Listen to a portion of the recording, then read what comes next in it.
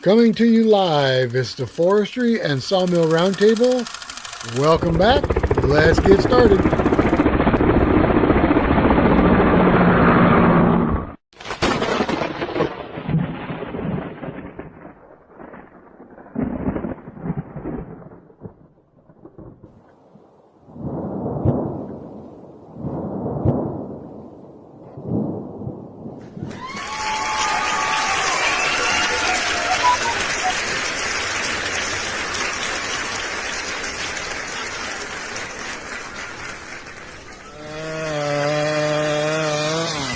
There it goes.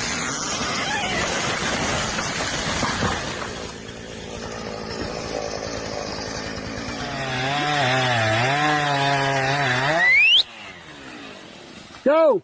Go, go, go! Go!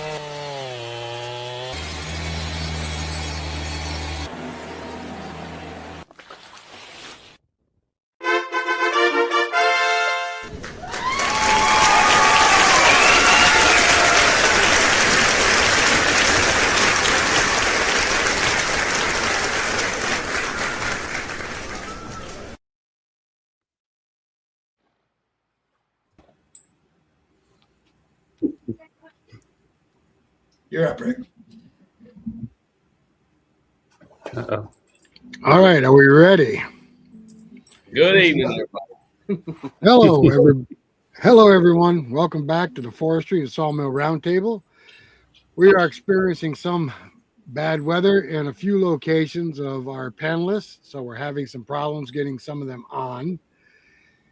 So you just have to bear with us for a little while. We come live to you on the third Saturday of every month at 8 p.m. Eastern Standard Time. We have a very experienced panel of sawyers, forest managers, and small business owners making a living from forestry products. We have Paul and Andy from Southern Adirondack Outdoors. We have Eric and Matthew from Bearded Lumber, Craig Quilter from the Quilted Sawyer, Neil from Riverside Wooden Farm, and John Davison from Davison's All Natural Gym. And like I said, we're having problems getting some of the guys in tonight because of bad weather. So you'll just have to bear with us. If you're just joining us, give us a shout out of who you are and where you're from. We encourage our audience to ask questions and relate their own experiences with us during the show. We have been focusing on American small business in the wood industry, firewood operations, small sawmill operations, just to name a couple. 30 years ago, large commercial sawmill operators would look at the new band mills coming onto the market at some of the shows and laugh. They were hobby mills at best. As a commercial mill operator, I was included in that way of thinking. Now, a lot of big mill operations have shut down from the poor economy, lack of labor available, and many other factors. Today's band mills are 1 to 2 man operations, and the modern band mill companies have made the band mills very user-friendly and are now manufacturing support equipment to speed up and to make the milling process much easier.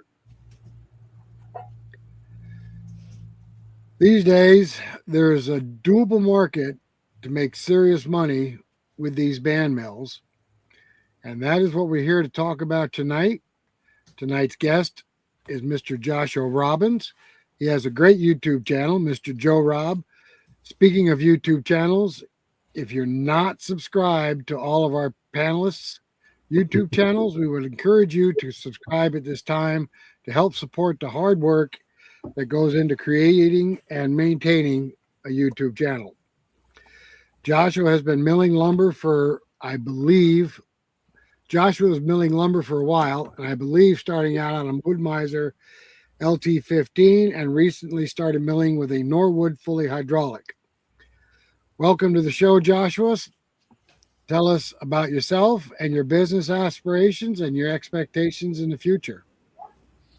All right, so Joshua Robbins, started milling a little over 2 years ago. When I retired from the Navy, spent nearly 22 years in the U.S. Navy as a chief, and retired and decided to start my life because things kind of get put on hold when you're traveling all around the world. So myself and my wife bought some property. We come from a long line of sawmillers, lumber industry guys. My dad was a logger. My grandfather was a logger and a sawmiller. Great grandfather owned a sawmill, and his before him and before him and before him. So long line of sawmillers. Bought property, started sawing. I was like, well, I'm going to saw. I may as well film it. Started filming, and things started kind of going crazy on the social media. So I started my YouTube channel. It started growing, and then started Facebook, TikTok, Instagram, and those all started growing. So kind of just grew from there. And then with that, the business aspirations, we saw right away that it was going to be profitable, especially doing specialty stuff. So I have an identical twin brother who's my business partner. So luckily he funds the operation. I just have to do all the work. So much easier that way. On and doing all that stuff, and Jake makes the money, and we both work full time currently. But so our aspirations is really to kind of be a zero waste mill. We have a pellet press that's going to be here delivered this coming up week. We have some big things happening in the backgrounds to the social media and moving things along on an avenue. And our goal is to try to do a biomass pellet making zero waste sawmill. Once we get that up and running and be profitable, we want to try to duplicate that as many times as possible. So we have really big aspirations of moving this thing as big as possible, and got to start somewhere. Even GP started with a log yard, so, and now obviously are a multi-billion-dollar company. So that's kind of where I plan on going with it. So if I fall short, I'm going to land somewhere in the stars if I shoot for another planet. So it's kind of where I'm going with that. Excellent. So you recently purchased the Norwood? Yeah, had the Norwood since February. So got the Norwood in February, then upgraded to fully hydraulic because that was kind of what I wanted to do. We were on a manual mill before and wanted to be able to do more production, much bigger logs because the LT15, we just had a classic, and it's only capable of cutting 26, 27 inches wide. So, and physically turning logs that big by yourself with just manpower is can be difficult. So we wanted definitely a better setup there. So luckily, thanks to some awesome stuff with the social media, I was able to make that happen with Norwood. So they were super gracious to look in my direction, and we got some things going, and it's helped out quite a bit. So I'm nice. Ready, eager for more. Okay. So you said you were specialty milling. What are you trying to focus on? Focusing on obviously your live edge slab type stuff. So I just got like a 38-inch pecan dropped off at the property. It's like 11 and a half feet long. So he wants me to cut basically 2 live edge slabs out of that. Probably going to slab off part of it with a chainsaw mill first. And then he wants me to make some legs out of it, 4x6s, and couple slabs out of it. So stuff like that. And we have a lot of white oak available in our area, a lot of pecan available in our area, like a lot of it. I have a really good friend of mine that has a 98 acre tract that he has loads of pecan, and it's like, man, the deer hate the pecan. You can cut every one of them suckers. So I was like, I will come cut them suckers. No problem. If you're going to give them to me, buddy, I'll come cut them down. Sure. So, Absolutely. but Now, yeah, you just said you're going to make it. and then S4S. We have a kiln. We do have a wood kiln, so we have a Nile 12 by 16 that myself and Jake actually built out. So R30 insulation from the ground up, and to put the L200M in there, and then we also put 3 fans in there. We took basically 20% pine down to about 8% in about 3 days. So. Wow. Yeah, I was quite shocked at how fast it dried out in that kiln. That tells me we did a pretty good job of insulating. We coated the entire inside of that thing with elastomeric paint as well. So we got R30 from the top to bottom, including the ceiling, and then 2x6s in the walls, so studs, and then foam board on top of that. Obviously your vapor barrier, and then we have our plywood as well. So we sealed that sucker up tight, and it works. Even I think 2 days after we turned it off, because we let it settle out, it was still 105 degrees in there after turning it off for 2 days. So Wow. it maintains heat pretty well. Of course, I'm in Texas, so it's about 9,000 degrees all the time anyway. I'm sure Neil can identify with being, in the South, man. Like it's Absolutely. I'm very anxious to get my kiln running. Also, I have to tidy up the wire and probably tomorrow evening or Monday morning. I built a 28-foot chamber with the 200 Pro, and I'm ready to get that jugger fired on. I'm telling you, Neil, like the quickness this thing dries is gonna shock you. Right.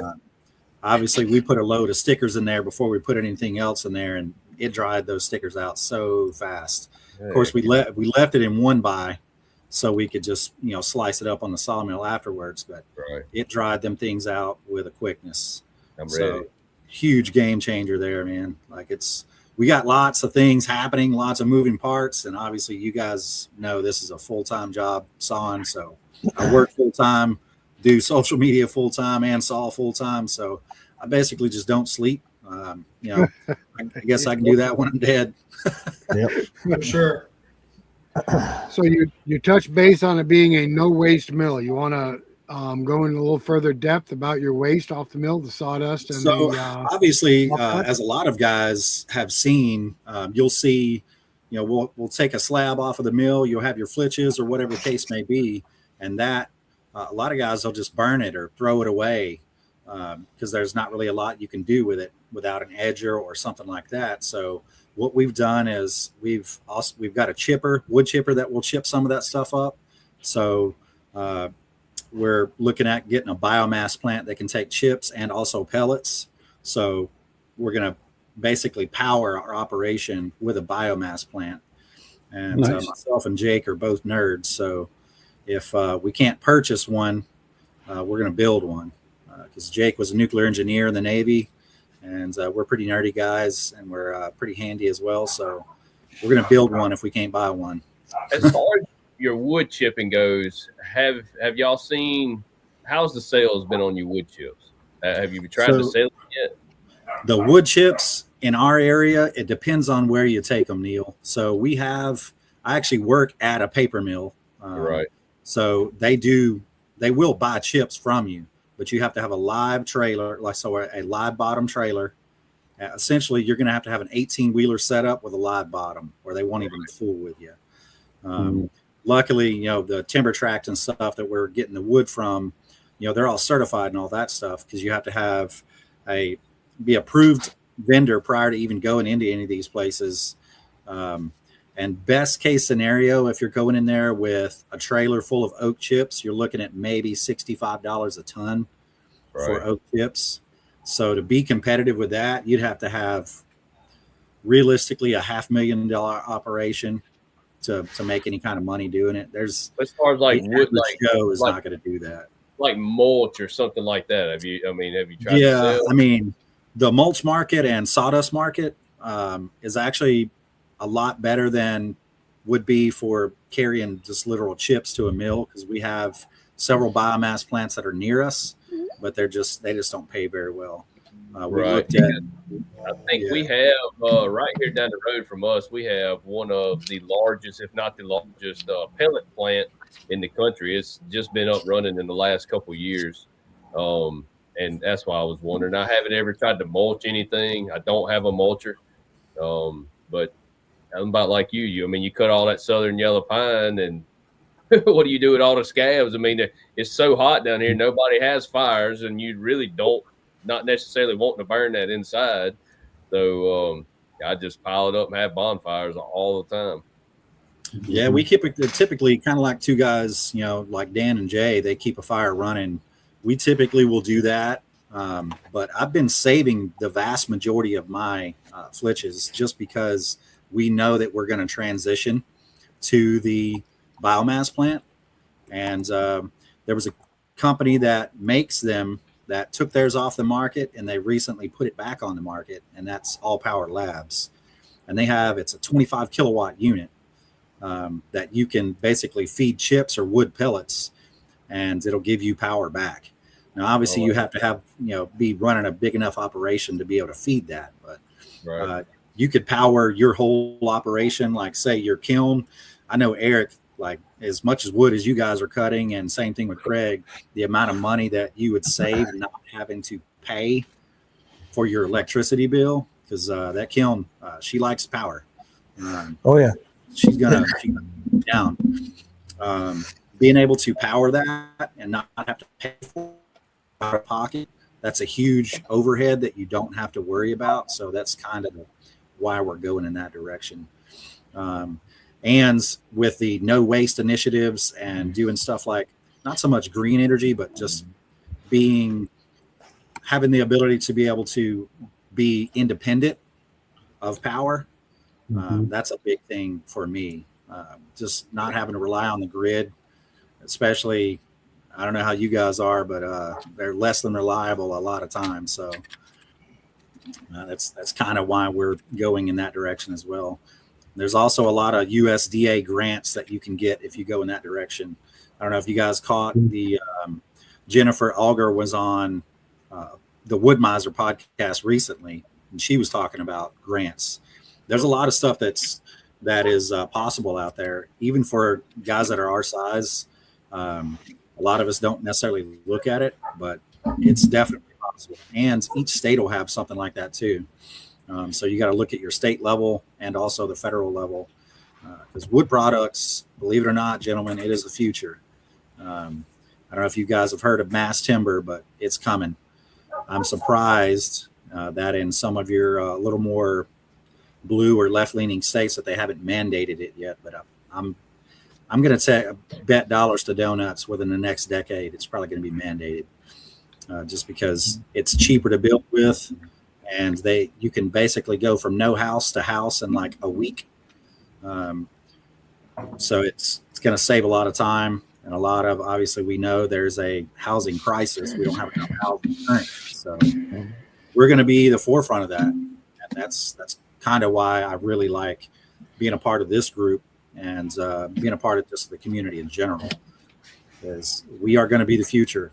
And having a good group of guys like you and Dan, Jay, all those guys, basically the group of us that kind of get together and do this, it's going to be a big deal. So Well, trees are one of our renewable resources, and they were saying that 40 years ago when they were trying to replace everything with plastic. Yeah, I don't think plastic is so much valuable. Maybe carbon fiber, but I don't think you're going to build a house with carbon fiber. How do you weight it down? Yeah, I tell people we're the ultimate recycler. Yep. I like that one. You can print wood in 3D.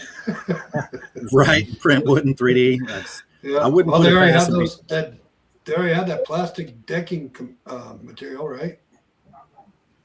Yeah, Yeah, I've seen the plastic decking, and I'm not a fan of it just because, coming from a long line of guys that work in the woods and been in and out of the woods, man, I would rather deal with something God created rather than man created. So obviously God created man too, but yeah, he's a lot better at it than we are. Somebody want to take care of that cheetah puma comment, please? I'll take care of it. People, Oh, sometimes we get the nutcases. it's John's fault. It's not my fault this time. Wasn't on my channel, I don't think. He came in right behind you, John. So using Now- biomass to power your place, what would you do? Like convert it to steam? So basically what it is, it's a gasifier. So it runs turns the fire into gasification, and then it'll take that gasification and run a generator. And the generator is what actually runs the power. So Okay. it's basically a self-contained gasification unit. I want to say the guys that made it, or at least the U.S. partner that made it, is out of Berkeley, California. So got a bunch of nerds over there that decided that, hey, let's, we want to have a green initiative from something like that. It's ironic that it takes a renewable resource in order to be green, but it does create also something that a lot of soil needs, which is biochar. So biochar is a big deal for farmers, stuff like that, because it puts nitrogen back in the soil. I know the state of Texas in general is looking at that pretty heavily for guys that are going to do biomass or be able to do biochar. They're wanting to be able to get that back, or if you're going to sell it, it could be profitable as well. So that's kind of why, just being a good steward of the lands for one, but another reason why we want to be able to do it is so we can give back to our soil, and make it more profitable for farmers in the area and try to grow our community.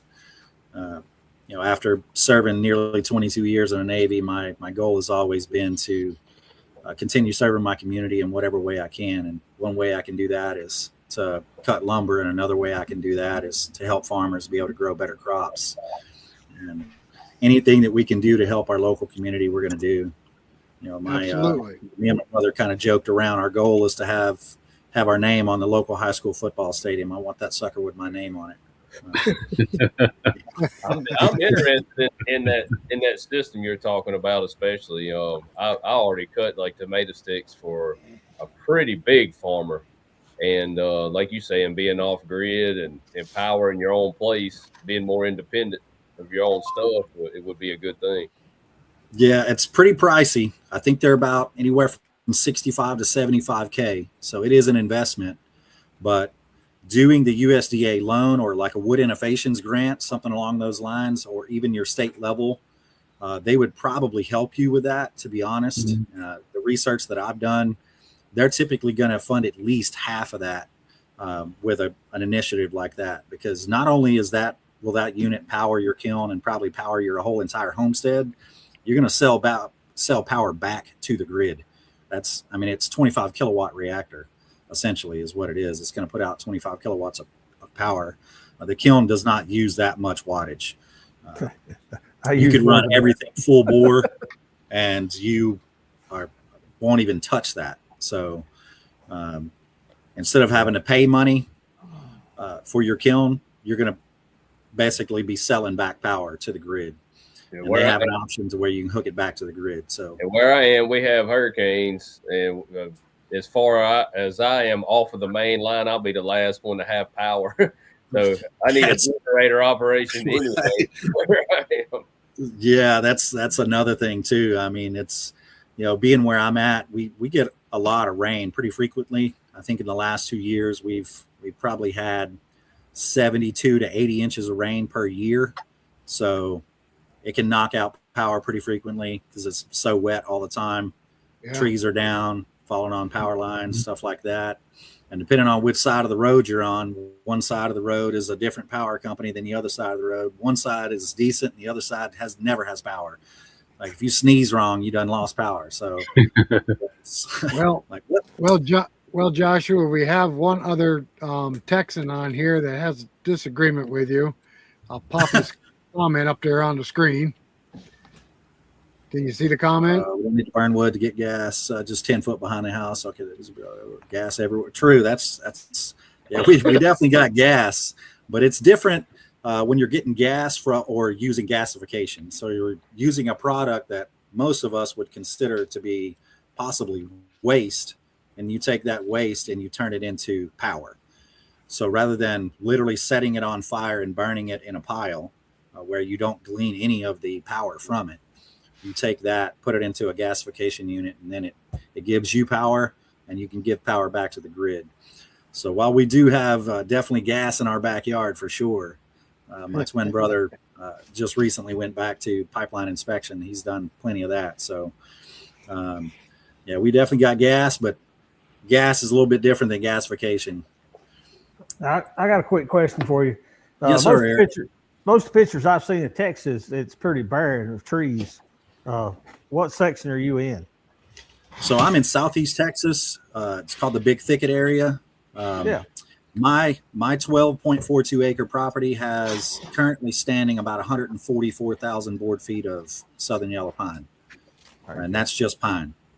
And then when you consider the scarlet oak, we have red oak, white oak, and I probably have, if I were guessing, probably have $500,000 worth of holly on my property. American holly is the whitest wood naturally known to man, and it's very, very expensive. I know you're new to kiln drying. Have you dried any oak yet? We have, yeah, we've dried some oak. Now we're drying that stuff, air dried at first. So we're going to air dry that white oak for about 3 months prior to putting it to the kiln. Because if you try to do anything other than that, it's not going to come out good for you. It's particularly white oak. Pecan is kind of squirrely as well. You got to take your time with it and got to baby it. There's some others that you got to baby. Hickory is kind of like that as well. You know, kind of what we do is we've got 3 pallets of concrete weight. Literally, we just bought concrete blocks and we'll weight that stack down. Once we get it stacked and stickered inside the kiln, we'll lay 3 pallets of that stuff. It's about, I want to say it's about 2,800 pounds on top of the stack of wood to keep it flat. What's right, John? Your oak species, they're hard. Unfortunately, we have to dry a lot of hours from, green all the way to 6%, and it takes a lot of time, a lot of patience. I'd rather air dry everything for 6 months, but you just don't always have time. Yeah, obviously time is our biggest enemy in anything we do. It's having a big enough yard to do that. We're fortunate to have the acreage, 12.42 acres there. I think Neil's got a big enough spread. He could do something similar. He said he has a 28 footer on his kiln. That is a goal. Eventually we want to get a bigger kiln as well. So, and with it, how long it took us to build our kiln out, I'm buying a shipping container and I'm building that sucker out like that next time, man. It takes so freaking long. It takes a lot of time. I put on mine for quite some time, and especially when you're just trying to fit it in with everything else and not hire somebody just to come throw that thing up. You try, being small and growing, you try to save as much money as you can by doing things yourself, but things start piling up on your head quick. Oh yeah.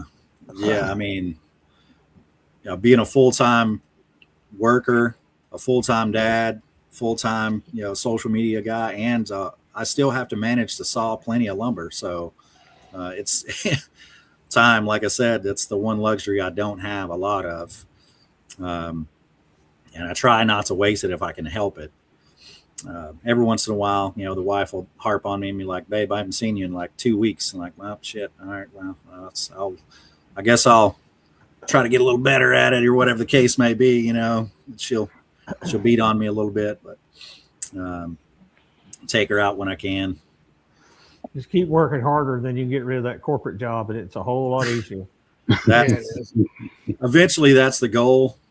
Is we want to try to get there. Obviously we want to try to make this as big as possible. So we want to transition from that. I mean, the good thing is, I have a decent job, so that job will pay the bills until I'm ready to transition, unless something catastrophic happens, then, feet to the fire. I've always managed to find success no matter what I've done. So I'm pretty sure we'd be all right, but I'd rather plan my escape than have to do it on the run. Okay, Joshua, I'm I got a couple of questions here that are popping up. I'm going to pop one up All there right. for you. If you can answer that one real quick. Okay. How much power in and out? Do we need to preheat? So your power in and out on that, you can actually use that All Power Labs to actually preheat your kiln as well. So that's another byproduct of being able to use a unit like that, or using biomass in general. And there's two different ways you can do it. If you don't have the money to spend $65,000 or $75,000 on a biomass unit, you can create a gasification unit on your own. It's not overly complicated, believe it or not. Basically, you're just taking gases that you're burning, and obviously you want it to be as good as fuel as possible, and you're going to take that gas to power a generator. And there are generators currently on the market that you can get that are relatively cheap that will run off of that gasification. The ones that'll run off of your gas now, that you can buy at Home Depot or Lowe's or whatever other big box store, those a lot of them have the option to be able to run off of gas. Will it be as efficient where if you were to do gasoline or diesel or whatever the case? Probably not. But will it run? 100%. It will definitely run and create power. And with that too, you can use that heat to heat water. And then if you heat water, obviously we know what water can create. You can create steam, and you can create a steam generator as well. So there's a lot of different ways you can kind of go about it with generating power. With Jake being a nuclear engineer, he's this big brain. He's like, well, it's big brain, but it's also pretty simple. Hot rock, make water boil, water turns into steam, and then make stuff go round and round, and that round and round creates power. So it's kind of what we did on my first ship. I was on a steam driven ship, and we use steam to drive our turbines, and the turbines create power. Right. And that was to give us propulsion, and also we had steam generators for just power as well. That way we're a self-contained unit, because out in the ocean you can't connect to the grid, like you're it. So Okay, So- we got another question here, and I just want this guy to clarify this. It's brown dwarf. Why not try planting other trees in America? If you planting can, other trees in America, I mean, that's pretty broad. Believe it or not, there's actually more trees on the planet Earth right now than there ever has been in human history. So I get a lot of those comments on my social media. I'm sure you guys see those as well, especially those of us that are sawing wood and putting that online. We'll get haters every once in a while. That's like, why are you sawing this great tree up? Well, there's more trees now than there ever was in human history. And thanks to this tree, you're going to have paper, and you're also going to have a lot of other things too. So that never was a paper product made that didn't come from a tree. And I know we're trying to be digital, but we use more paper now than ever before. Use paper plates, paper cups. Any kind of package you get from the store that's going to be coming from a paper mill, and that paper is generated from a tree. It's literally wood fibers that are laid down over the top of one another in a specific orientation with a formula that they have that lays them down, and they dry it out. It's a pretty amazing process to see paper go from 97% water, when you're at the what we call the wet end of a paper mill. By the time it gets to the other end, it's paper, and I'm talking rugged paper. And it is amazing stuff. You would think that it would be much simpler. It's not. We probably have, just thinking in general, we have probably about 25 process engineers. We're talking about guys with chemical engineering degrees, mechanical engineering degrees, electrical engineering degrees that are thinking about these problems all the time, how to improve processes. And that all goes into making paper. And then you have guys that literally go to college to learn how to make paper. So, that's typically your operations management type guys, and then your guys that are actually managing the machines. You typically are going to have a college degree, or they've been in industry 30, 40 years. So it's a lot more complicated than what one might think. When I transitioned from the Navy, I was like, oh, well, it's making paper. It can't be that hard. I was wrong. With all them trees, excuse me just a minute, guys. John. Yep. John, did you put those comments up in front of you like that? Yep. I think so. Oh, okay. I'm just making sure. Yep. All right, go ahead. That's fine. I don't mind. Okay, so this guy that asked about planting other trees in America, he also made another statement. Brown dwarf. He's gone now, but he said, why not start by planting cedar trees? They're tropical. I don't understand what he was getting at. Well, I mean, those of us that have done any fair amount of sawing wood and know anything about trees, or just the ground in general, other trees don't like cedar trees. Most of us know that. And when you plant a cedar tree, there's not much going to grow around that cedar tree, not even grass. So it's very nitrogen heavy. It's very acidic. So when you plant cedar trees, I hope you don't like grass, because you're not going to have any of it. So there's give and take to everything that we do. Decisions, obviously, kind of what you want. It makes beautiful wood. Yes. But if you want to grow anything around it, you're not doing it around a cedar tree. You're going to need to go somewhere else, because it taints the soil. Eric, you just killed a cedar tree, didn't you? Yeah. You made a little money off of that, didn't you? Our cedar is no good around here. It's got some kind of fungus blight. And I made a video on why we don't buy cedar and showed people, a beautiful log, but once you open it up, it's just so full of defects. I can't sell it. That's good for customer. They can take it home, they can chop it up and use what they can use. But when I hand somebody a board and half of it's no good, well, I can't get regular price for that board. So I just don't fool with it. And Obviously, Eric, you don't have a crafter's box.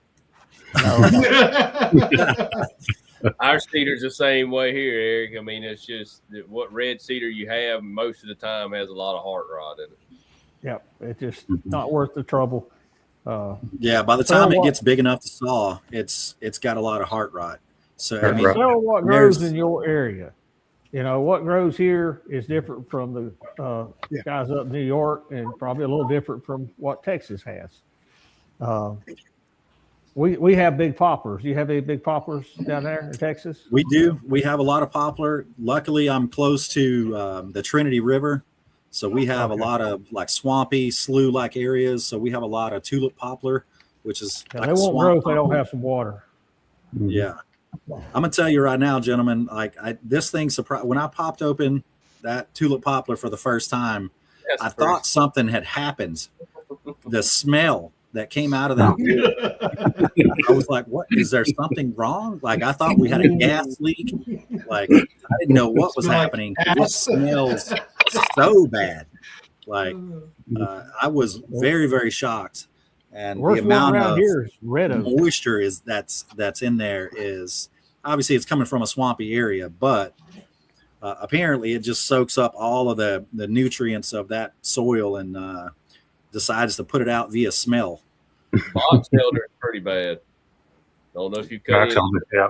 I haven't cut any box elder yet, and we have some around here. We have black locust around here too, and I've heard it's pretty hard. There's a lot of stuff I'm looking forward to cutting for sure. I cut a lot of cedar when I first started. Only thing you'll find harder than that black locust is some of that mesquite you have in Texas. We being where I'm at, I don't have a lot of mesquite in my area because we're southeast Texas.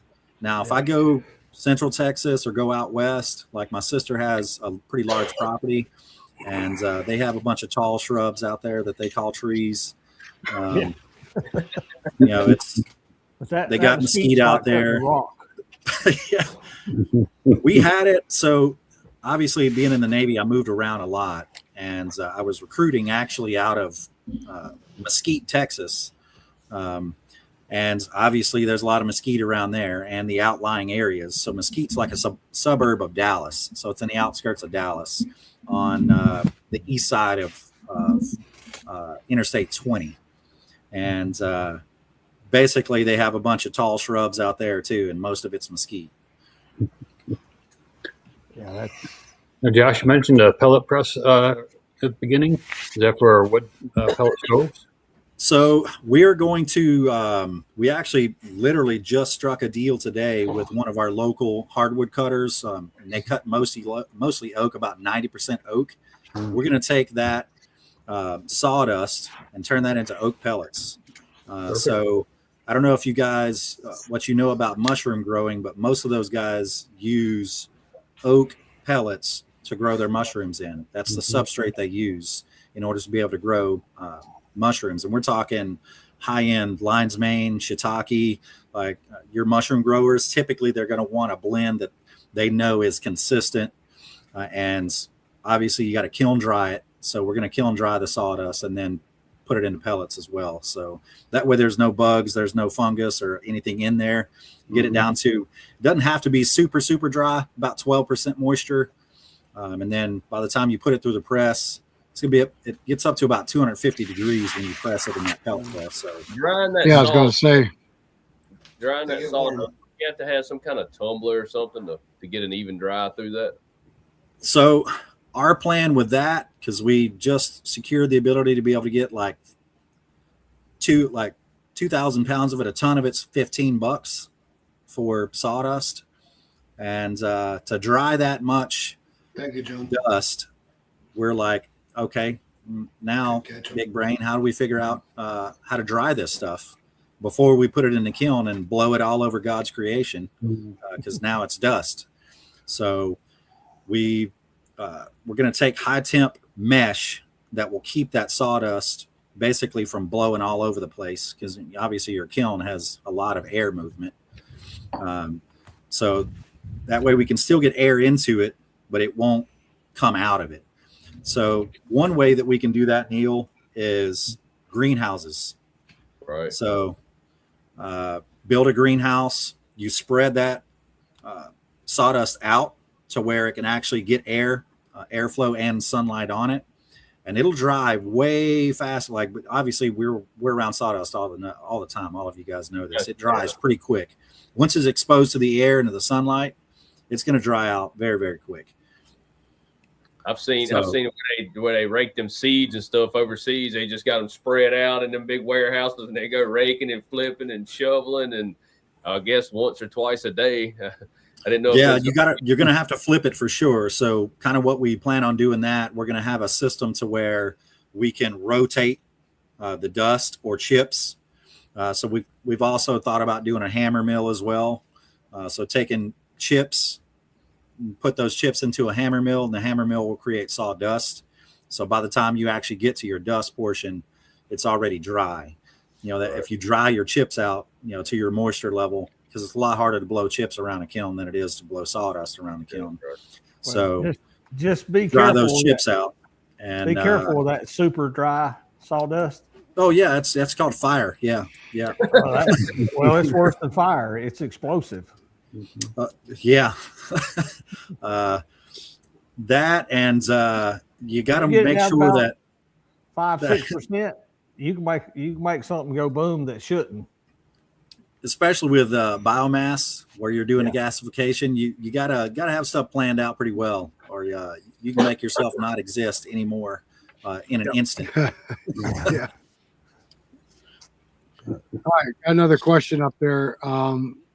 I don't think that he knows that they make pellet mills. They do, yes. There's actually several different places you can get them. A company called Mealco makes them. They make a pretty big pellet mill. And then also we got ours, I want to say it was like USA Pellets or something along those lines. And they're affordable. The pellet press that we got was, I want to say after shipping, was around $4,000. So it's not overly expensive. and it'll process. I want to say it's about 300 pounds per hour, and turn that into pellets.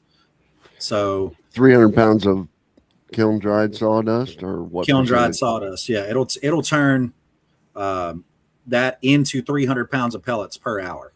So when you're looking at anywhere from 40 cents to about 75 cents per pound, you're doing all right. And that's just with sawdust, something that all of us would most of the time consider to be waste. That way, like I said in the beginning, we want to try to be as low waste as possible. So we're using our chips, using our sawdust, use the flitches to turn into either chips or sawdust, whatever the case may be. So, or you can turn that into animal bedding as well. Yeah. I'm actually shocked. I've seen a pellet mill in action, and as hot as they get, I'm surprised that the pellets don't come out dry without kiln drying the sawdust first. They'll still have some moisture in there if you don't dry them first. They get up to about 250 degrees. Obviously, that much friction going through there, it's going to create a lot of heat. But it won't dry that pellet all the way out.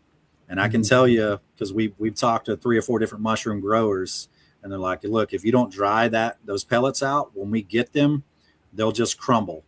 And we need them to do that over time instead of immediately.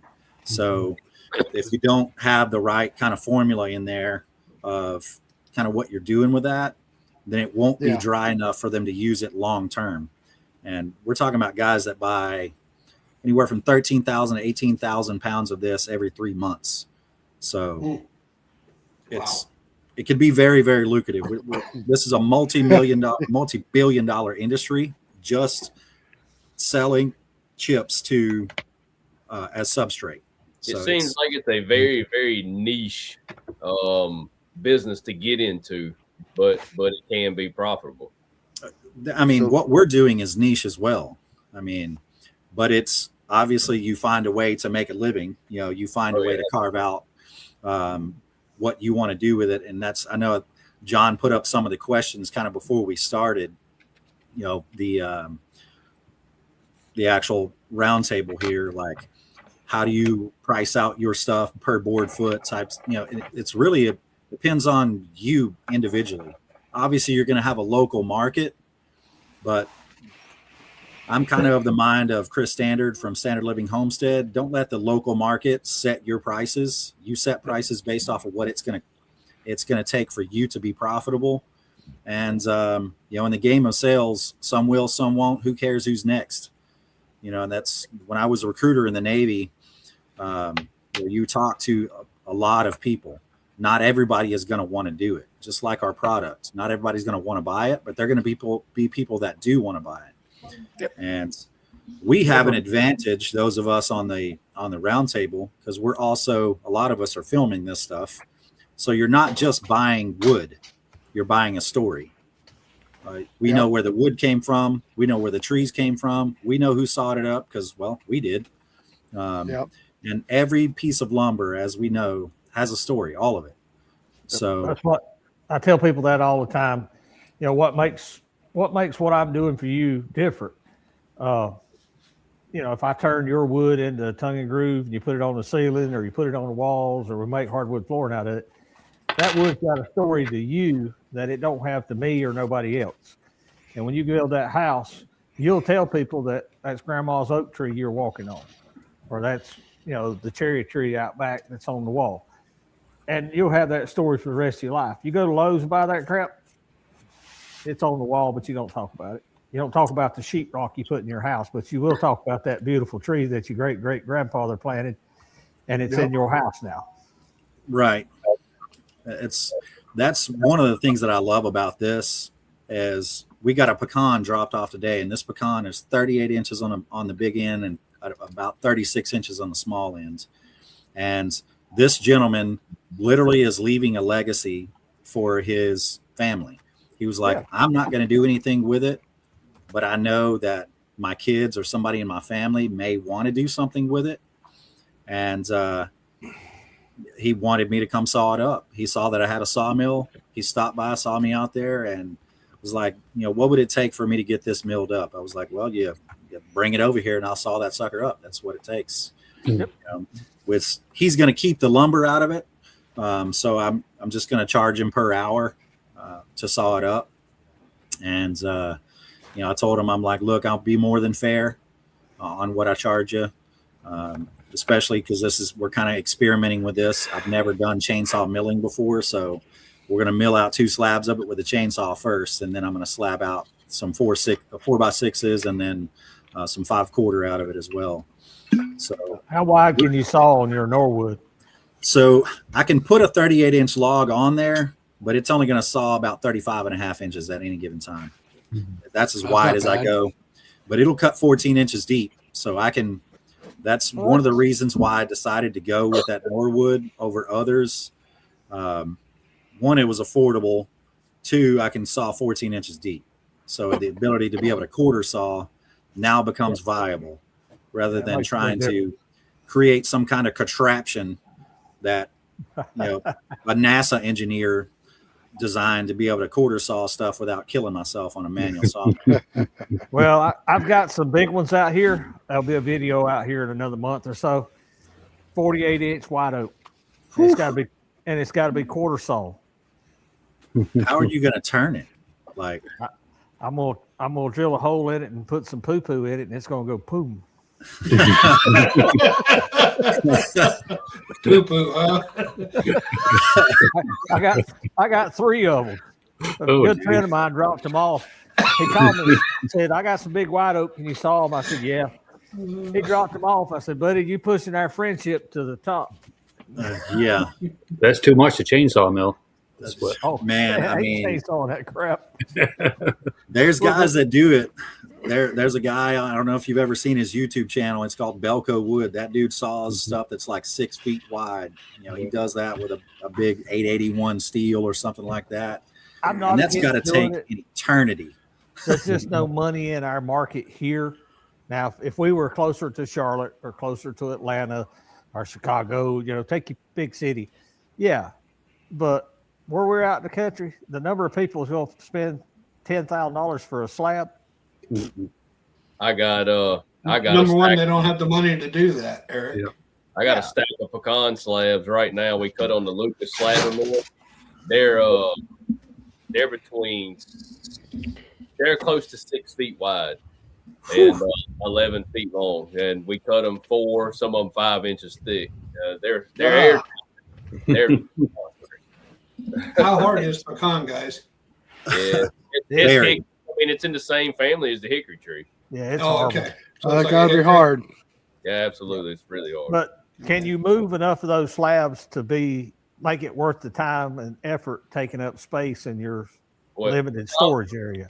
Thomas had the mill, and I didn't want to let the log go to waste, and it was given to me, so I went over there, slid it on that skid steer. We had to put the end of it on the trailer, chain it, slide this is a 100-horse skid steer, and slide the other end, chain it, and walk that log all the way on that gooseneck trailer to get that log up there.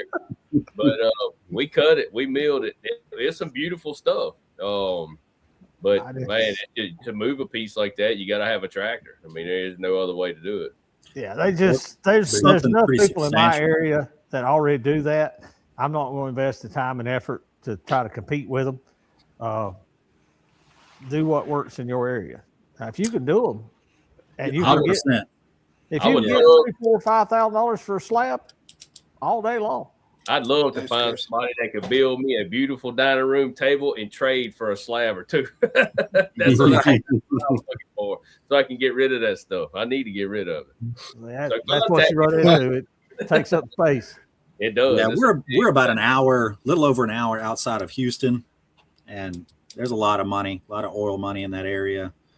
There's a lot of oil money near me. My mill is actually located in Thicket, Texas, Noble, Thicket, Texas. So, how fitting for a sawmill to be in Thicket. So With no bolt. we have it's like Beaumont, Port Arthur, Orange. That's what's considered the Golden Triangle. There's a lot of oil industry, oil refining in that area. So there's a lot of high-end buyers in the area. And if you make a quality product, they will pay you for it. Yeah. And there's literally only one competitor on the east side of Houston, and they sell a lot of wood. There you go, Neil. I see that, Mr. Floyd. I'm going to have to give him a shout. I want you to see that. We can build it together. He just moved up to Tennessee. He just got up there and got situated in Tennessee. I find around here, if I'm going to sell slabs, I try to keep them around 30, 32 inches. And it keeps the price down to where people can buy them. And if they want to make a table, it just takes 2 slabs and you've got a 50-inch wide table. And they don't take up near as much space, and they're not a man killer trying to move them. Oh yeah, I'm not moving anything with my human person. I mean, I'm a strong guy, but we got machines for that. I don't have to prove to you I can move it. I got hydraulics for a reason. Correct. That's correct. Yeah. My dad always told us, work smarter, not harder. And that mechanical advantage, that machine's way, way stronger than me. All of my boys are super strong. All of them like power lifters and all that. I have that DNA, but I'm not trying to use my body. I'd rather use my brain. Now we cut 8x8s and 10x10s all the time. Put the log on there, get all your waste off, and then push the cant right back on the tractor and haul it out. I ain't manhandling it.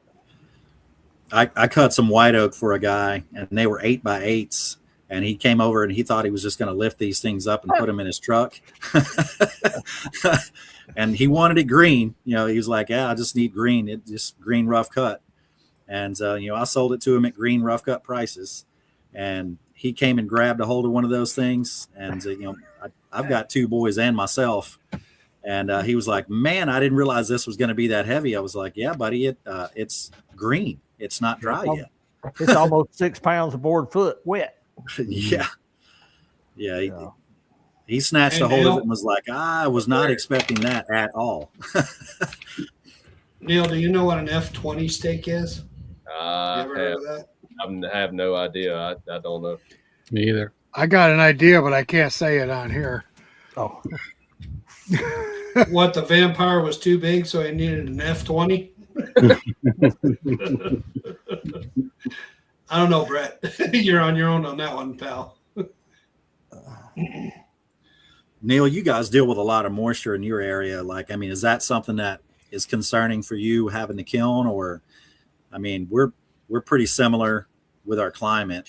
I know in the middle of the summer, the dog days of summer, it's hard to even air dry pine. I usually cut it and stick it straight in the kiln, just outside with fans on it or whatever. I still have a mold issue. So when I cut, I try to go straight into the kiln to go ahead and knock when I was running my solar kiln to go ahead and knock that moisture down. I don't cut a whole lot of hardwood at all.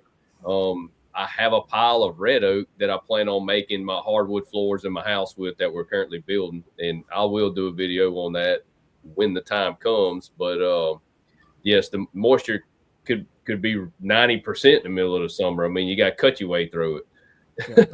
Only thing worse than your yellow pine is white pine. Yeah. That stuff will turn black mold in one day. Yep. That's And see, I talked to Ian for Nile Kilns the other day, just kind of touching base with him. He is the wood drying technician or whatever. And I told him my whole kiln set up. My doors right now are not insulated. I was going to insulate them, and I told him where I was and my temperature and all that. And I was going to insulate my doors, and he said, "Well, you might have a problem keeping everything down because outside temperatures 90, 95, heat index 110 degrees in the middle of the summer. So I may not. We're going to see how things work out before I completely insulate them doors." What's your cold temperature in wintertime? 40, 45? You have cool. Yeah. You'll want them insulated. In the wintertime. Yeah. Just go ahead and insulate it. You won't regret it. Right. Yeah. You can turn that heat off in the kiln, Neil. Right. So basically what you can do is you can turn off your condenser unit, your heat unit. Right. And it'll cool down. So I do have the concrete insulated, which they said I probably didn't have to do that because the ground temperature don't really get that cold. But I No, went I ahead didn't and insulated I it. didn't insulate mine, but I went ahead and because that's what they recommended, so I did. yeah, you're gonna be running a 200, right? Yeah, the 200 Pro. Okay. When you put that thing in there and you set your temperature, and you turn the exhaust fans on. All right. When that thing gets up to temperature, it will let it go. You know, say you're set at 100, it may let it go 101, 102. Right. As soon as you hit that 102, it's going to turn on the exhaust fan and pull it's that going to heat blow out. out that 102-degree air that's Right. real moist, and it's going to suck in your 90-degree air and Right. cool your kiln down. It walks a pretty good balance. Wintertime, I never run my overtemp vents because it's cold. That's right. It's cold. But this time of year, especially hardwoods, you better run them or you'll get it too hot too quick. Yeah. And And the problem is not the heat with the pine. The right. problem is you bring the heat up and it pulls all the water out, and now you've turned your kiln into a bathtub. And see, I did a video on my solar kiln. I had to, in the summertime, even right now, it's 80 degrees outside. When you put a fresh load of wood in there, I had to cover up at 3/4 of the collector on my solar kiln because it gets so hot so fast. Even with the vents, I got a hybrid. I got a dehumidifier in there plus the vents. And you'll love that 200 because it's set and forget other than checking it twice a day. Right. And then, but that solar kiln, you'd walk in there, you think everything's fine. You open the doors, there's water dripping off the ceiling. We put a pump in ours, Neil. So to pump that water off, right? Because the amount of condensate that's going to build up is mind blowing. Oh yeah. Now they don't recommend putting a drain in your kiln, and I know why. But when I build another one, I'll have a drain in the floor and everything will be sloped to that drain. And then that water will actually drain to a sump pump to where I can collect it. Because why should I leave it laying in there for the condenser to have to evaporate it out if I can just run it down a drain? It did the same thing. Right. You just want to collect it so you know how much water you're getting to know how you're doing in your cycle. Right. And Ian did tell me, so when we first start this thing off, call him or whatever, start everything really low and let it preheat that first day and just see where everything's going to sit. Like you say, the 100-degree hot on with a 90 degrees just to see how everything's going to do. Call me. I'll help you. It's a trick working through pine. It's all about the water. That's where most people mess up. They don't collect their water. Because you're 200 to do 30 gallons of water a day, 250 pounds. That's and right. You want to keep your temperature to where you're right at maximum water. Right. Now, if you go above that, then you start making a bathtub. That's and you start causing mold and mildew. Yeah. What we did was, and I'm sure Eric can probably back me up on this. You started out at a level that you can maintain. Yep. And if you want to set your pitch, you wait till you get closer to the ends, turn your heat up a little bit, set your pitch when you're getting close to the end and there's not a lot of moisture left in the wood. Because if you turn that sucker up right away, you're about to bathe in that, buddy. You can go swimming in that. Everybody across the country is different. That's what I try to tell people. Your area is different. But for mine, all my pine and poplar, I start at 100 degrees temperature and 75 degrees wet bulb. And we sit there until it quits drawing enough water, and then we'll go up. And we'll sit there until it quits drawing enough water, and then we'll go up. And our goal is to get to that 120 and then dry it down. And like I say, then go to sterilize. Right. Now, your area, being hotter, being more damp, you might want to start at 95. You might want to start at 90. Because you can start pulling water at 90 degrees. Oh, yeah. And 75 wet bulb, especially if your wood's soaking wet, you'll start pulling water at 90 degrees. Yeah. Depends on your air drying cycle, too. I mean, if you got a lot of stuff that's cut up already and it's been air drying for a week, 2 weeks, whatever the case may be, check your moisture before you put it in there. Yep. And everything is, like Eric is saying, it's going to be by ear. You know what I'm saying? You have to check it before you put it in there to see where you're going to be at. That way you can plan it out. Because if you just like, hey, I'm going to saw this and throw this in the kiln, all right, good luck. Try to set aside. Try to build your kiln orders in in a timely fashion. Whatever you can put in your kiln, whether it's 1, 2, 3, 4 bundles, cut all that at one time. And it's all the same moisture content, and it's all dried down at the same time. And when you put it in the kiln, it will all act evenly. The last thing you're going to do is have a load of pine that you cut 3 weeks ago and then 2 bundles that you cut yesterday. Yeah, you can't do that. It's going to give you a fit. Right. Well, it's going to stabilize at whatever has the highest moisture. Right. So The wet's going to get take drier, and the dry's going to get Yeah. wetter. Yeah, it's going to transfer that over. You know, And we did I've loads, run obviously being pine. nerds. I'll be honest with you, I've run pine in 3 days. We did the last load we did. It was, of course, it was a small load. We only had 1,200 board feet in there, but we took it from 20% to dry, and I'm talking it was 8% in 3 days. I put Yeah. 3,800 foot of poplar in mine last week, dried it 3 days because it went in at 12%. That's And see, I guess depending on your location, I don't ever do that, but it sat out here for 2 months waiting for its turn to go in. depending and it on was dry. your location too. Like a lot of the pine and stuff I do is for outside V grooves, ceilings. A lot of people use it. Like where Craig is over there in Utah, Yeah, I mean, it's dry already. just air dried. You know what I mean? Whereas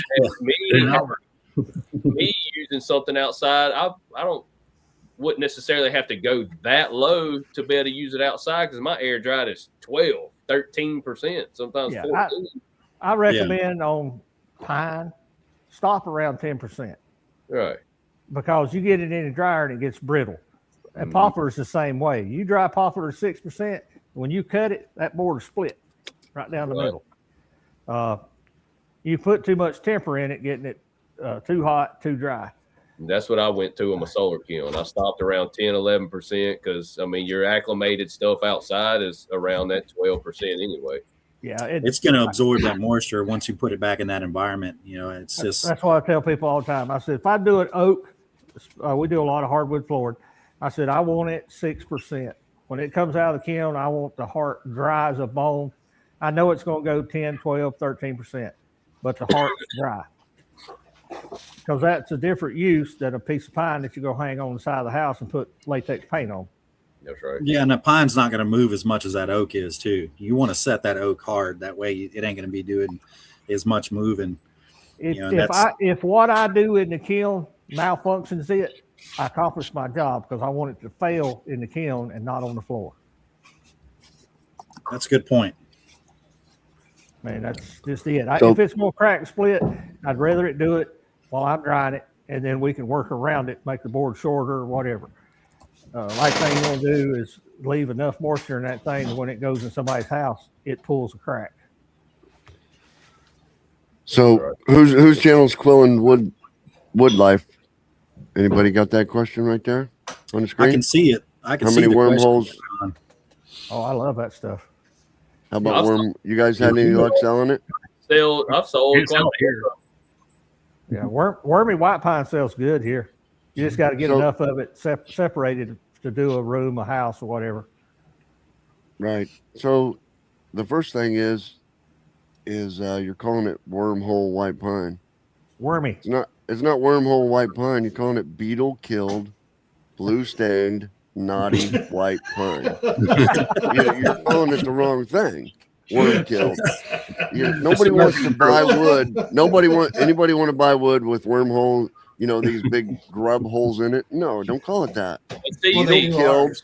Beetle killed, blue stained white pine. It sells like what he hotcakes. I about just, like the yellow pine, you get that log. I mean, you cut it down, it's fresh. There's no blue and no wormholes or nothing. That log sitting out there on the yard for a while, slipping. You'll start getting little tiny pinholes in that wood, and it'll leave a little black ring around that little tiny hole. It's not big grub holes. It's none of that. It's these little bitty tiny pinholes, and that's maybe what he's talking about. And I've sold a lot of that. It's still beetle killed. around here, Yeah. our white pine gets pine beetles in it and yellow pine occasionally, but mostly white pine. And they're about the size of a pencil all the way up to your pinky. Big holes. Yeah, these holes Yeah. I'm talking about. Look like you shot it with a deer rifle Right. full of holes. Yeah, we got beetles around here that'll carry you off. I mean, Yeah. I had one fly up and hit me in the face the other day, and I almost killed myself trying to get away from it because I didn't know what it was. I was just working around the sawmill, and whack, it hits me in the face, and I'm like flipping around. Two big old tall antennas on top of their head. Yeah, that sucker, I stomped that sucker on the ground, and it flipped over, looked at me, and flew off. I was like, look at what. I was pretty upset. Not gonna lie, I was pretty upset.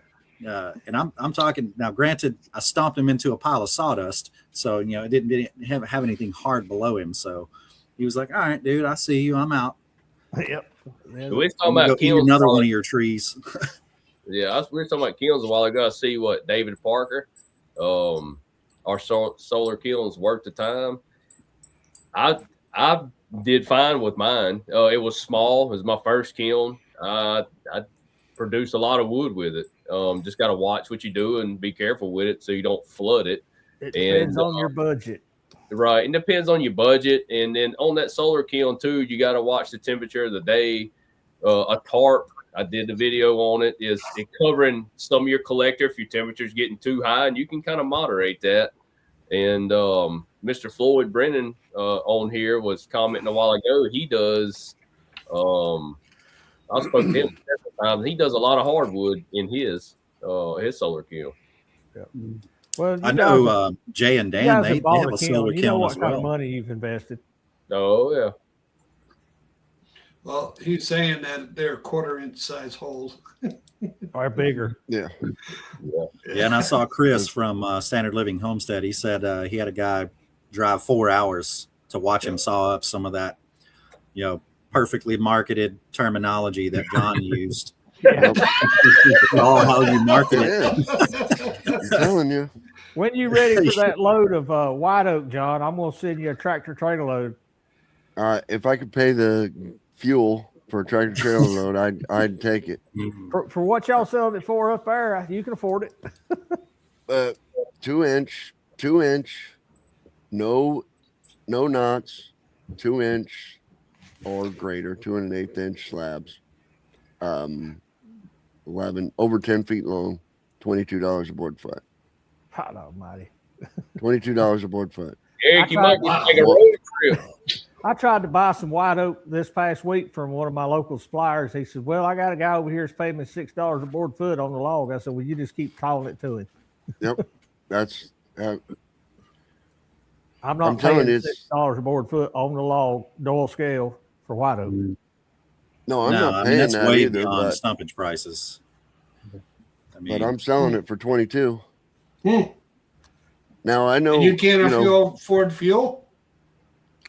and I can't afford fuel. You're right. I'm going to say, what? And I can't afford fuel. And that stuff. A board foot.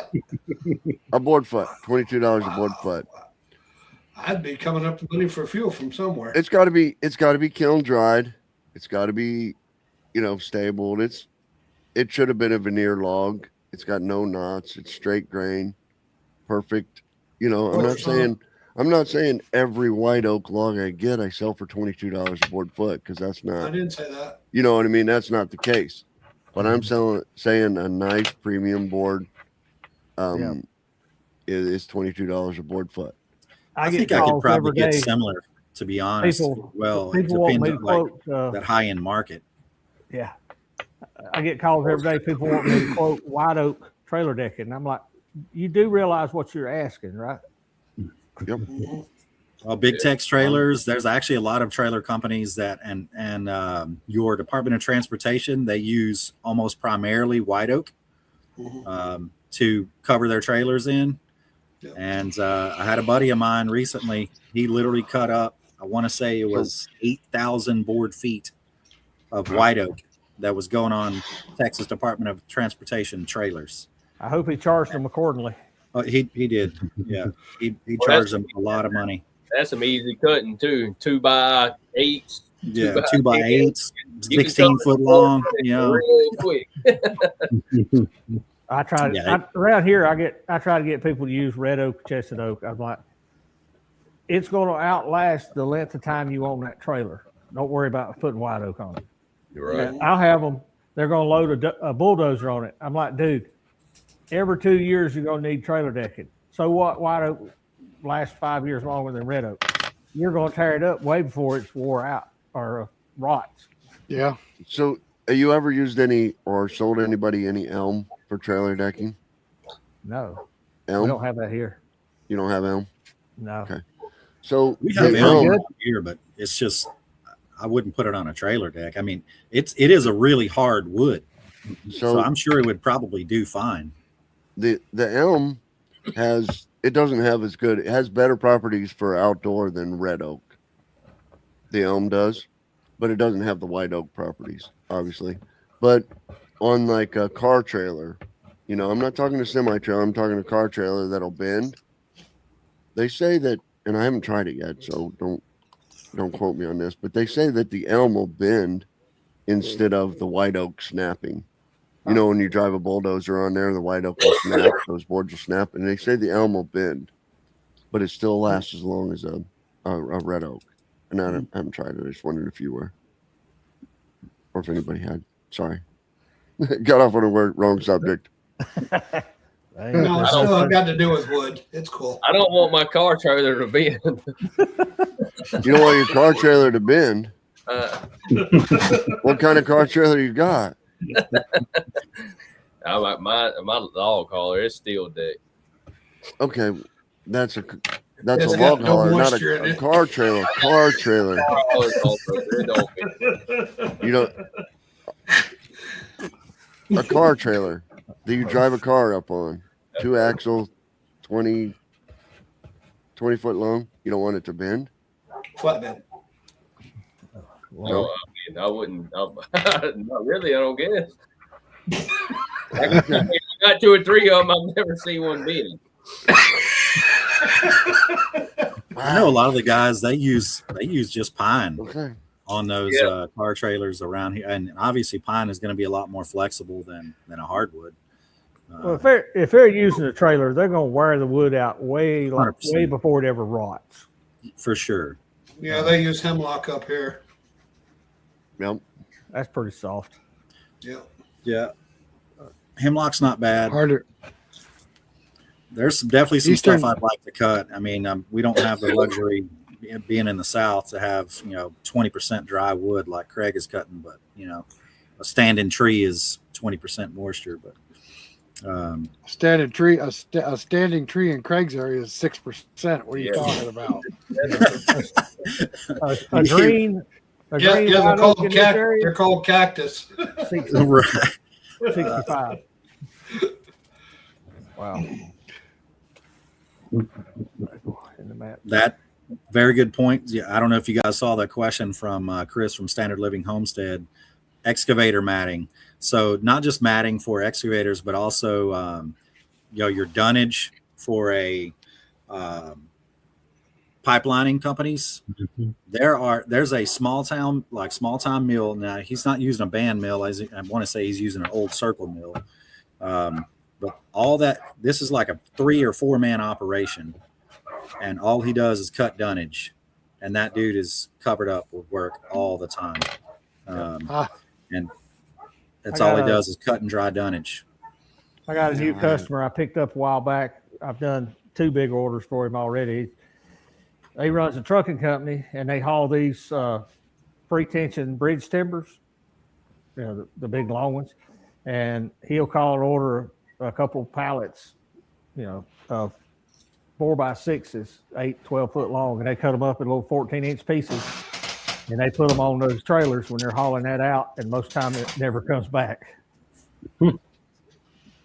Easy money. You can use up whatever piece of junk oak you got laying around, all the knotty, gnarly stuff, as long as it's solid. You just never know. You got to sell what will sell in your area.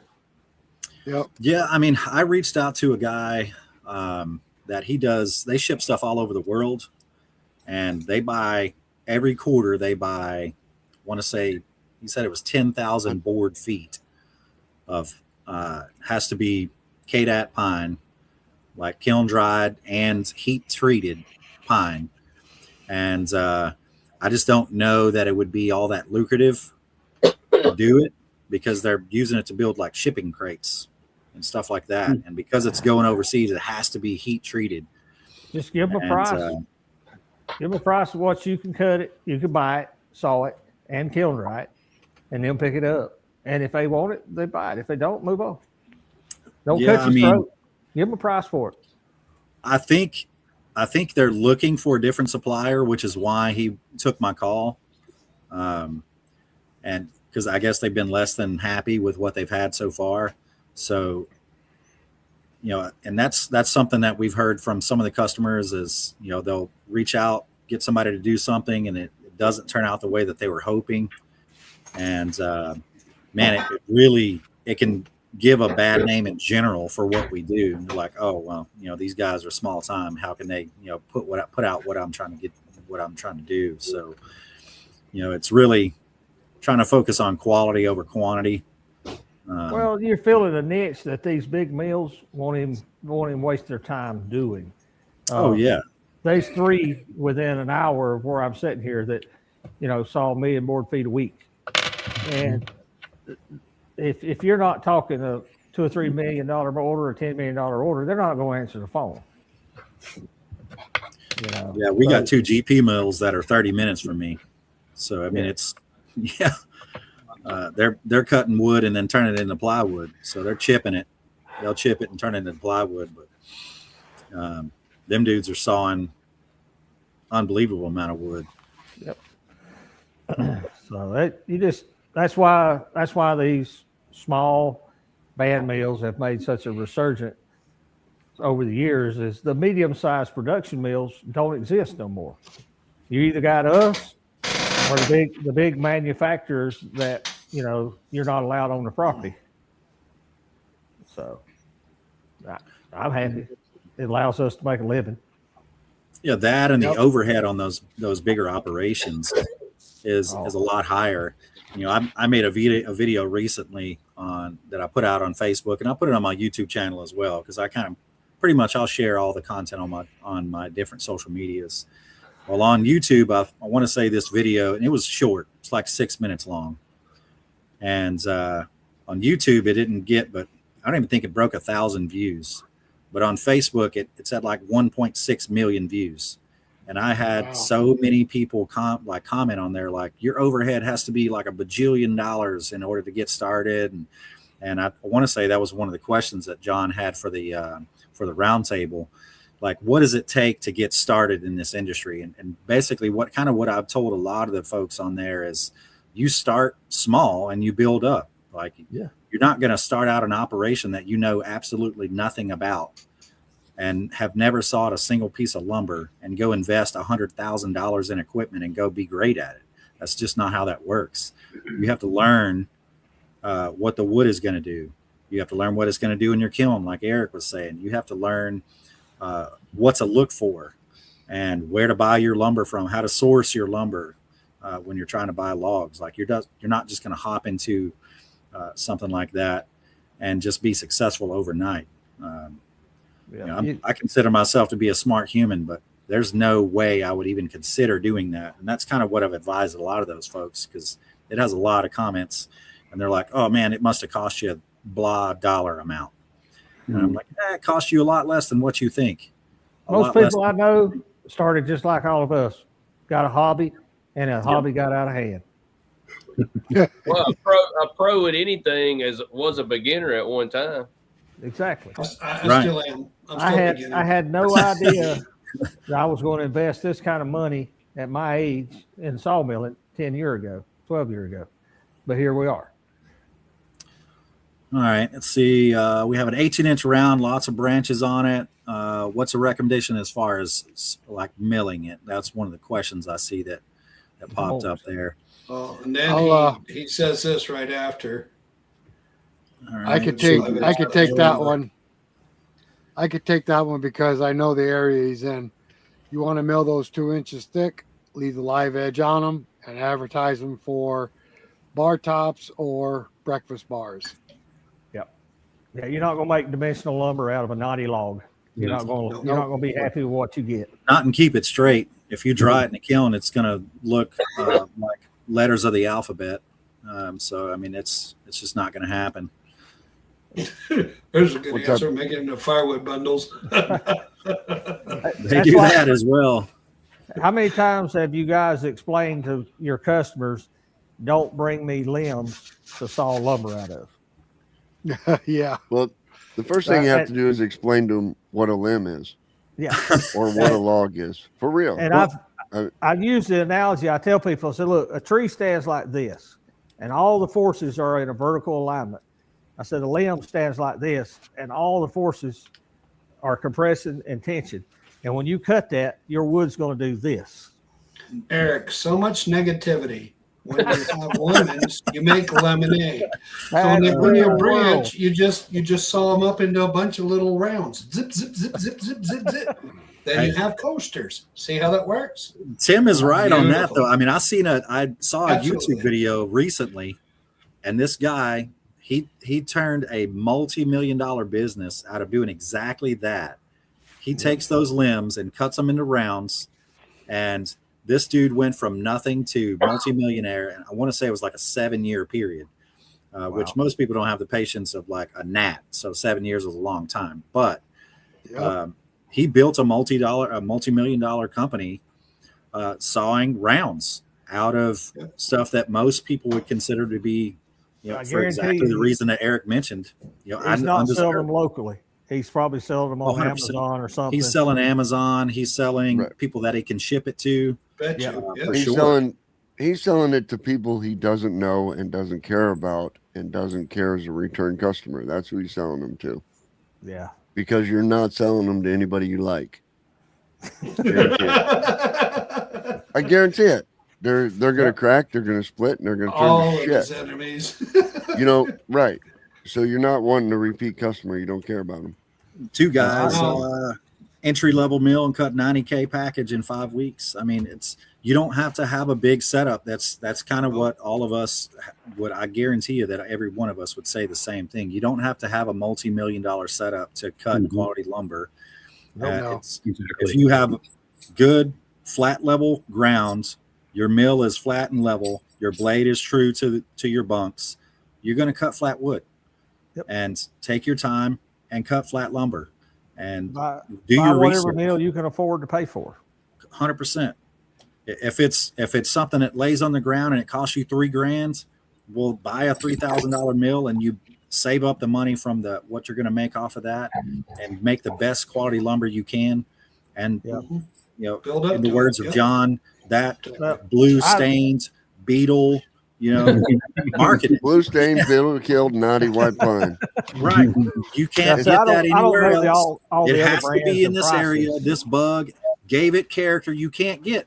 You literally can't get this anywhere else. That bug gave that character. Leaning trees. It's going to have Leaning trees. tension in it, buddy. Mhm. When you cut a cant and that top flitch steps up or it moves to one side or the other, it's got tension in it. And all the way through that log, you're going to fight tension. There's nothing you can do about it. Cut it oversized. If you want to end up with 1x6s, maybe you need to cut 1x8 so you can cut the sucker straight after they dry. There's another guy that I've watched that he's got a pretty good industry and hobby hardwoods. He's like, look, and kind of what he said I've tried to take on is you cut the straightest, widest, longest piece of wood that you can cut that's gonna be quality lumber. If it's 4 feet long and 3 inches wide, that's what you cut. Yep. You get the best quality piece of lumber out of it that you can get, and you don't sell somebody something that's not quality. That way your stuff continues to grade out high. I mean, obviously you got to find a way to be profitable. You got to find a way to market that like John has. But you just try to cut the highest quality stuff that you can cut that people are going to buy. And you find a way to have that wood tell a story. And all of us, like I said earlier, every piece of wood that we put on our sawmill has a story. First of all of us are kind of, we're old, other than Neil. Neil's pretty young. We're kind of It's like Christmas. Every time you open a face up on a log, it's like Christmas. You don't know what you're going to find. It's I'm telling you, I'm surprised every time I cut something open. I cut a pine log yesterday, and it didn't look like much, and I peeled that sucker back, and I was like, man, that's absolutely beautiful. And it's just southern yellow pine. It's stuff we see all the time. Yep. Oh, I enjoy Okay, it. John. Okay, John, we need a special name for beetle killed ash that doesn't have holes in it. And it comes out of the swamp. Beetle-killed It's ash. swamp ash. Yeah. Beetle killed ash that doesn't have holes in it. You know, What is that? you guys are always saying that I'm starting this, but you guys have already said swamp ass. You've already said swamp ass. That's what you started Ash, with. ash, It's- ash. I See, said ash. I did That's not what I say- said. Ass. Swamp ass, beetle killed trees. That's what you say. That stuff's That's already really Poop in it, blue stain it. I was going to try to get you a call earlier, John. Is ask him, Josh, if diesel drip causes problems with the pellets. Having diesel in there, I figure that'll get you. I bet. I don't know if you're using that much diesel. You know what I'm saying? Like, if you're going to use a mill where it's a diesel drip, it's not so much a drip as it is just keeping it lubricated. I don't use diesel on mine personally. With me cutting a lot of southern yellow pine, like a lot of it, we typically You ought to. You'd love it. Yeah, I use love pine it. salt. I've used everything so- under the sun. Nothing works like diesel. But 100%. if that little bit of diesel bothers you, I'm using 5 gallons to cut 10,000 board feet. You'd need a scientist to find it and prove it was even there. Oh, they can find it, I'm sure. I mean, But it's not enough to hurt anything, and the quality, the keeping your mill clean, not having any rust. I won't go back to anything else.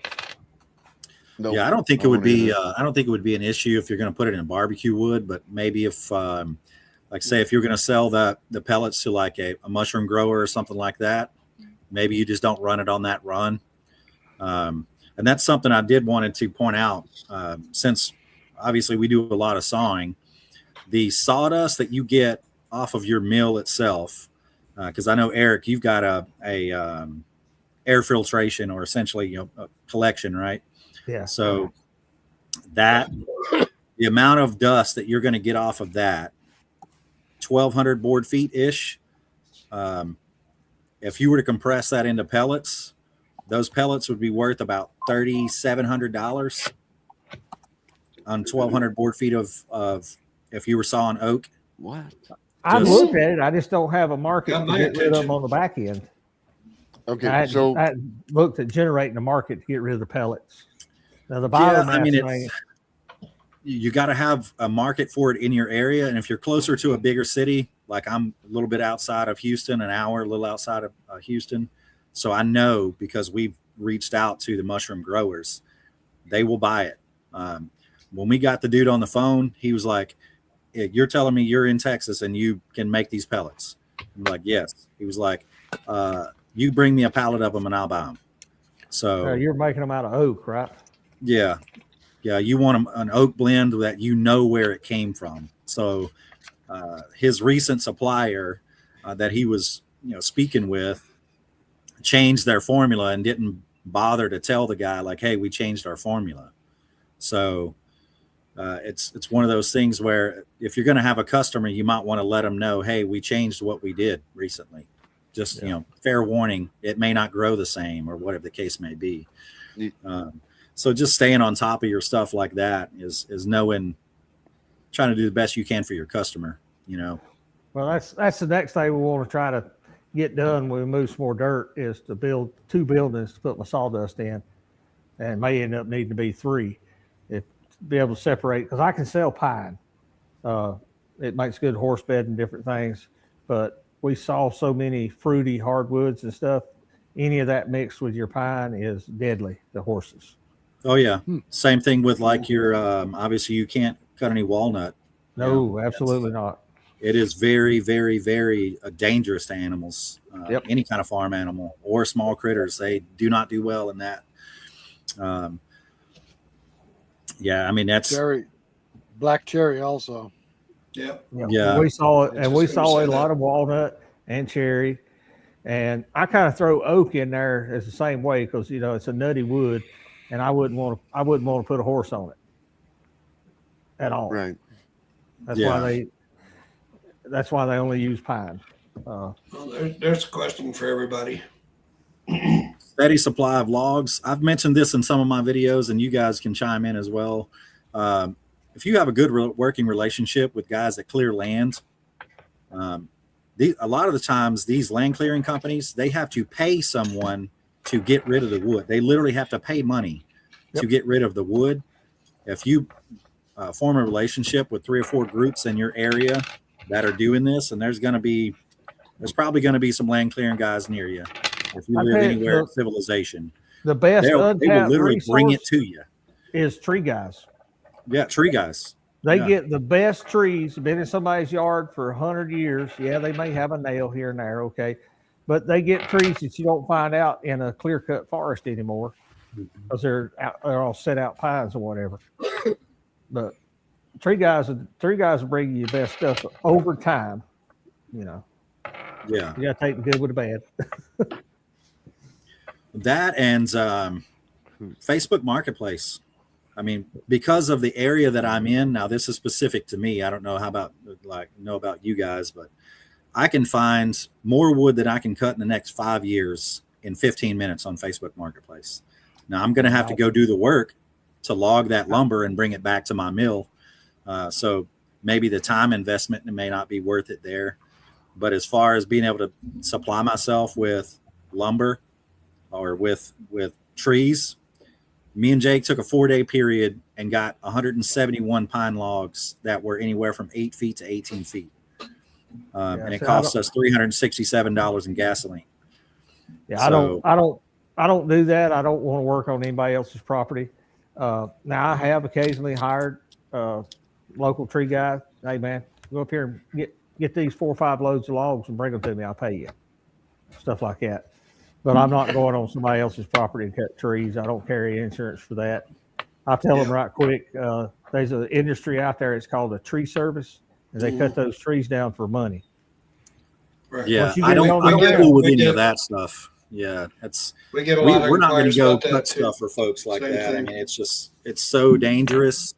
And I consider myself to be decent at felling a tree. My dad was phenomenal at it, but I'm not confident enough in my abilities, and we don't carry the insurance. Like we have I want to say we have like $2 million, general liability insurance, but it's not for, hey, let me go fell a tree into somebody's house. No, I'm not going to do that. You tell your insurance company you're cutting trees on your property, your rate just quadrupled. Right. Yeah, it's one of those. I mean, we're not going to go do that typically. Now, every once in a while, I might cut a onesies and twosies here and there, but I'm doing that on a case-by-case basis where I feel like my skills are competent enough, and I'm going to be able to use mechanical advantage, i.e. a tractor, to push this in a direction. If you had like an F700 with a knuckle boom on the back, you could go around and pick up all the logs you want, but you got to be able to pick them up. Right. I work with a guy clearing land and run a track hose. So every now and then we'll get on a pretty good track with some nice trees, and that's a huge advantage for me. Oh yeah, you get to be real picky. Yeah, I can cut what I want out of it, push them down, dig them up, pick them up to stump them and top them, and all the fun stuff, and leave the scraps behind. Yep. That's and you got an 18-wheeler to haul them. Lord have mercy. Josh, back a little while ago, someone had this question. Do you need to have a single species of dust? It doesn't have to be a single species on the dust. So a lot of these guys will use an oak blend. So as long as it's an oak, it can be a blend. You just need to know what's in it. That way you can tell your customer, hey, this is what is in this. Because they're going to have scientists that are trying to figure all this stuff out, and they're going to do tests on all right, this grew at this rate and allowed us to increase our production on whatever particular type of mushroom it is or whatever the case may be. or this turned out well for our particular barbecue. Like say if you're going to sell barbecue chips or whatever, just know what's in it. I mean, that's the main thing. It's not so much having a particular species. You just have to know what's in it. And a blend is typically going to be a little better just because of kind of how bacteria and stuff kind of works together, especially with a fungus. You're growing a fungus, that's what a mushroom is. So Are you talking about staying all within the oak species or blending a little pine or something with it? Right. Hardwood, or can it be mixed? Hardwood pine and only. hardwood? So these guys are going to be almost exclusively for your mushroom growers. It's almost exclusively hardwood. Can't have any pine or kind of a cypress or anything in there. Now, there are some guys that will take a blend with a certain amount in there. It just depends on what kind of mushroom they're growing. But the folks that we talk to, they're like, nope, needs to be a hardwood. And we took it a step further. I'm like, all right, well, we'll focus on oak rather than just hardwood. Because hardwood, I mean, you could have poplar, you could have sweet gum in there. Right. It could be any number of things.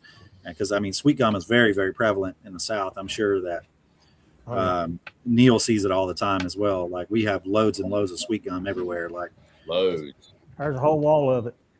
And I've seen that in your shop before, Eric. That stuff's beautiful too. Like, I've cut some absolutely gorgeous sweet gum, beautiful. but it's very acidic. You It's have not good to outdoors. It's not.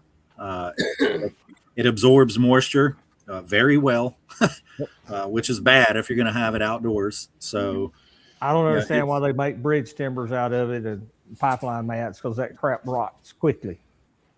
I don't know why they wouldn't. I mean, It's a lot hard, of the guys but around here, they cut white oak. They cut white oak for the dunnage, but we have, like, the mill that we're getting our dust from, they almost exclusively cut just oak in general. And a lot of it is white oak. Where they get all of it from, I mean, these loggers are finding it, man, but it's like, it's not as prevalent as it used to be when I was a kid. I remember seeing white oak all over the place, and now it's a lot less prevalent as it used to be, in at least my area. well, around here we're selling every stick we can get to go to Tennessee, Ohio, Kentucky to make whiskey barrels. We're using it quicker than you can grow it. Oh. Yeah. And that's why it's getting expensive. Yep. Stop drinking so much whiskey. Right. What? Who are you talking to? Who are you talking to? Me? No, he didn't say John, but okay. All right. Wheat. Oak weep. I've never heard that term. Yeah, I'm not familiar with that particular terminology. Oak wilt. I've seen, unfortunately, around here, the white oaks are getting a lot of root rot. They're dying at the root and just fall over. Right. And a lot of that's water too around here. Is the root rot is standing water. Soil. The oak wilt is going through, but it goes through every I don't know, every 50 years or so. Is that a bug or a fungus, John? No, it's a fungus. Okay. It goes from west coast to east coast. Probably 50 years, 75 years. But the thing about it is it's not going to kill the tree that's over 75 years old and healthy, because it's already had it once. You know what I mean? It's like an immunity. It's like COVID. You might get it once or twice, but it's not going to kill you as long as you're healthy, fit, Right.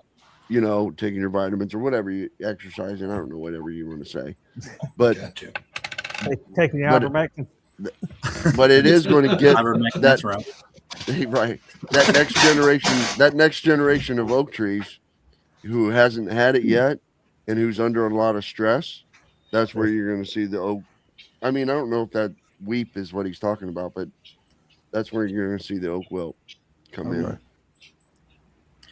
I've seen the white oaks around here. They're really sensitive to what's in the soil.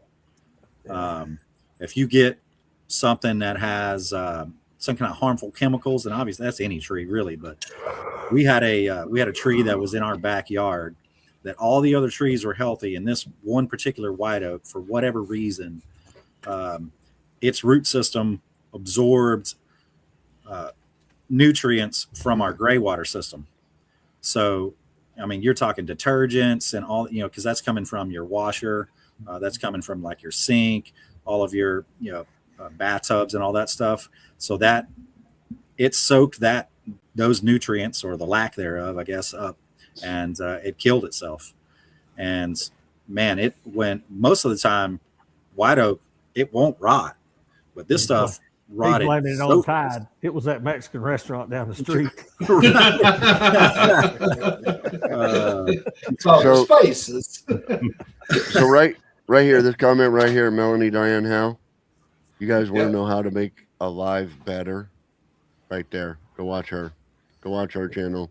She'll tell you how to make a live better. I obviously don't watch her enough. But,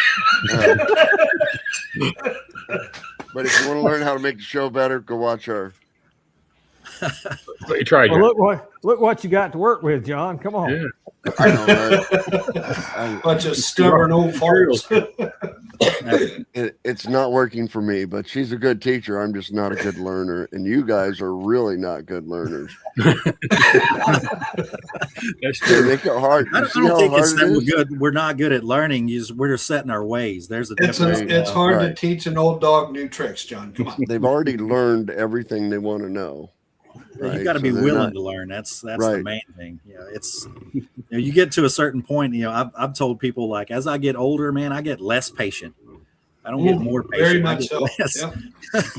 Yeah. Because No I've dealt patience with in there. so much crap to this point. It's like, look, I've seen this 78.5 like a billion times before. I'm not going to deal with it. Let's move on. It's less patient over time. There you Joe, go, Brett. At least you don't have to wake up every morning and say, "Yes, sir, Lieutenant." Yeah. I mean, it's one of those things where it's that didn't bother me in the situation that I was in, because I mean, I put myself there, and I enjoyed the guys that I was around. Obviously, the ladies as well, the guys and girls, the men and women that I served with. But it's one of those things where you just adapt to the environment that you're in, Yeah. and you make the best of it. And Well, you're not going to make 20 years if you can't adapt. Oh, no, So- 100%. And one of the things that, my primary focus as a chief petty officer in the Navy was to train junior officers. That's one of the things that was most important to any chief in the Navy, is to be a liaison between your general enlisted, like your E6 and below, and then your officer corps. Because a lot of the younger officers, they simply just don't have the leadership skills to interact with a E2 sailor. They just don't. They can't handle the E4 mafia. The E4 mafia, you're talking about guys that are, crotchety. They're not old, but they're crotchety, and they've been rubbed the wrong way. And you have to know how to deal with folks like that. And, your officer that's, just straight out of knocking the core there, they're not Butter going to. bars. Yeah, your butter bars, and I don't care what branch it is, they're not going to be equipped to handle that. And the E7s, the chiefs that have been around a minute, no, we're not going to let the E4 mafia run over us. And we've been there before, and it's like, look, dude, I know every trick you're going to try and ask me. So let's go ahead and where move you're on. hiding, because I used to hide there myself. So shut up, go to work. Look, I know A, B, C, and D hiding places, so I'm going to go ahead and do my rounds. If I find you there, we're going to have some extra training later to correct whatever deficiency it is that you decided you're on that particular day. There you go. That's a good idea. See, that's what I'm telling you right there. You started. I don't with even the know if we have. drinking thingy. I was so late. I haven't had power for I don't know how many hours, and we just got it back, and we're not going to have it reliable for the next 3 days. So I didn't get the show set up. So I didn't even think any of these guys are set up. But Tim and Rick right up there in the top left. are from Two Brothers Outdoors. They have a Hudson's Mills. Paul is the next one. He's Southern Adirondack Outdoors. He runs a hobby mill, Woodmiser Sawmill. Eric and Matthew's not there. Matthew's the good looking one. Eric is not the good looking one tonight. I resent right that. there. Look at that beard. They run. They're full time. They're the biggest money makers probably on the channel. They're full time. Father and son, 2 hours or 40 hours a week or more, probably running a sawmill. Then MrJoRobb, he's a guest tonight, and we're supposed to be talking about. We've covered some of the topics. The real, I know we have. The real ins and outs of making money with your sawmill and how much money it takes to get started. What you're really selling your lumber for, how much you're really making on that. And we're going to try and dive into the real nuts and bolts of how much we're each making.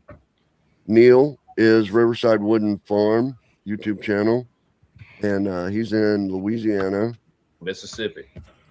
Same Close. thing. It's all down there in the Same south. thing. It- Just below he's the down there in the Mason-Dixon. south in the swamp. Sounds the same. I guess. Louisiana, Alabama, Missouri, they're all the same. Arkansas, all somewhere Panhandle, down in there. Florida, Texas. Doesn't really matter. And Craig's not here tonight. And John's in the who else we socialist missing? state of Chicago.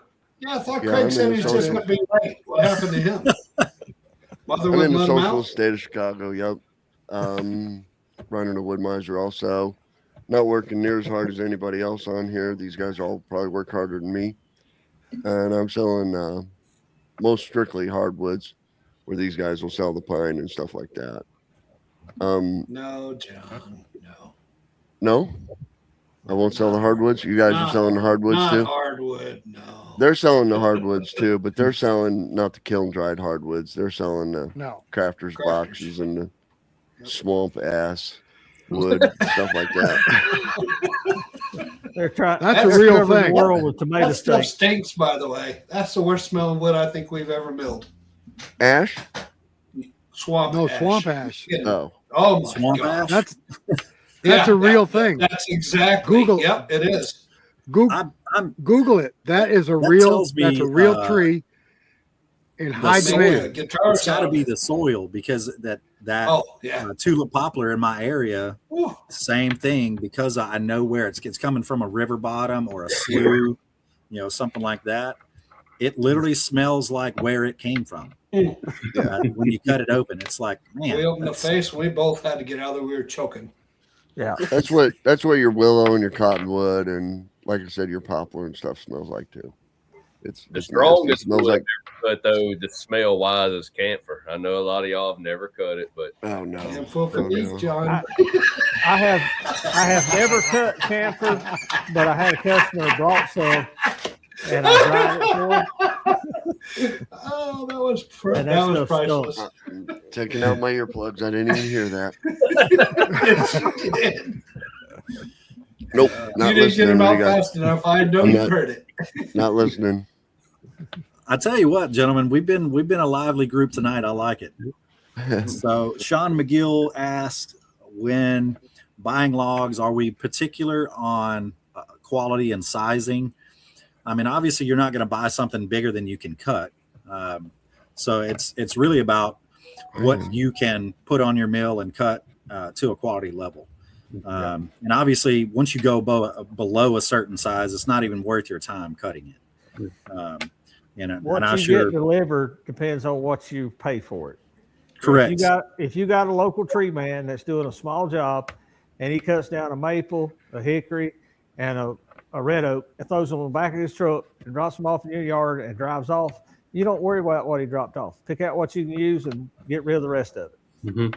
Now, You if got to take I'm, paying, advantage of the situation. if I'm paying top dollar for it, then I'm telling you minimum size, the exact length I want, and species, and then I'll pay you accordingly for bringing that.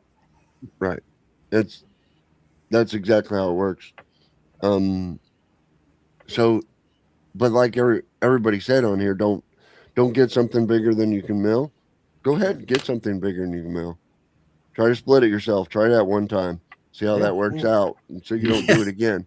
You know, get some Like a small YouTube ones. video. Get some small ones. Yeah, I did that video. I did 2 of those dang videos. Get some small ones. See how that shit works out for you. That doesn't, you know, you won't do it again. Nope. But so when you're first starting out, get all that stuff. Do all of it. Yeah. And It's the only that's way you the learn. only way. Eric Don't on here telling you, Eric can tell you 100 times to buy what you can mill, buy the quality, set the length, set the diameter, set the quality, and buy what you can mill and then sell it. But you're always going to second guess, Eric, and you're always going to say, well, what if I had this, or what if I had this, and what if, go ahead and try it. It's take it it's off. not going to hurt you. That's where we were all at. You've got to try it. You've got to cut the limb, you've got to cut the big one, and you've got to cut the balsa wood, like Melanie Diane Howe said. And when You know? when you get bigger and you've developed a market, don't worry about a few logs going bad on your yard. Always have more wood than you need. If I happen to lose a stack of pine, lose a couple $1,000, so what?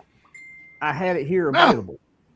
What's the matter with you? I did a video on that, Eric. I mean, if you have too many logs, you'll never be.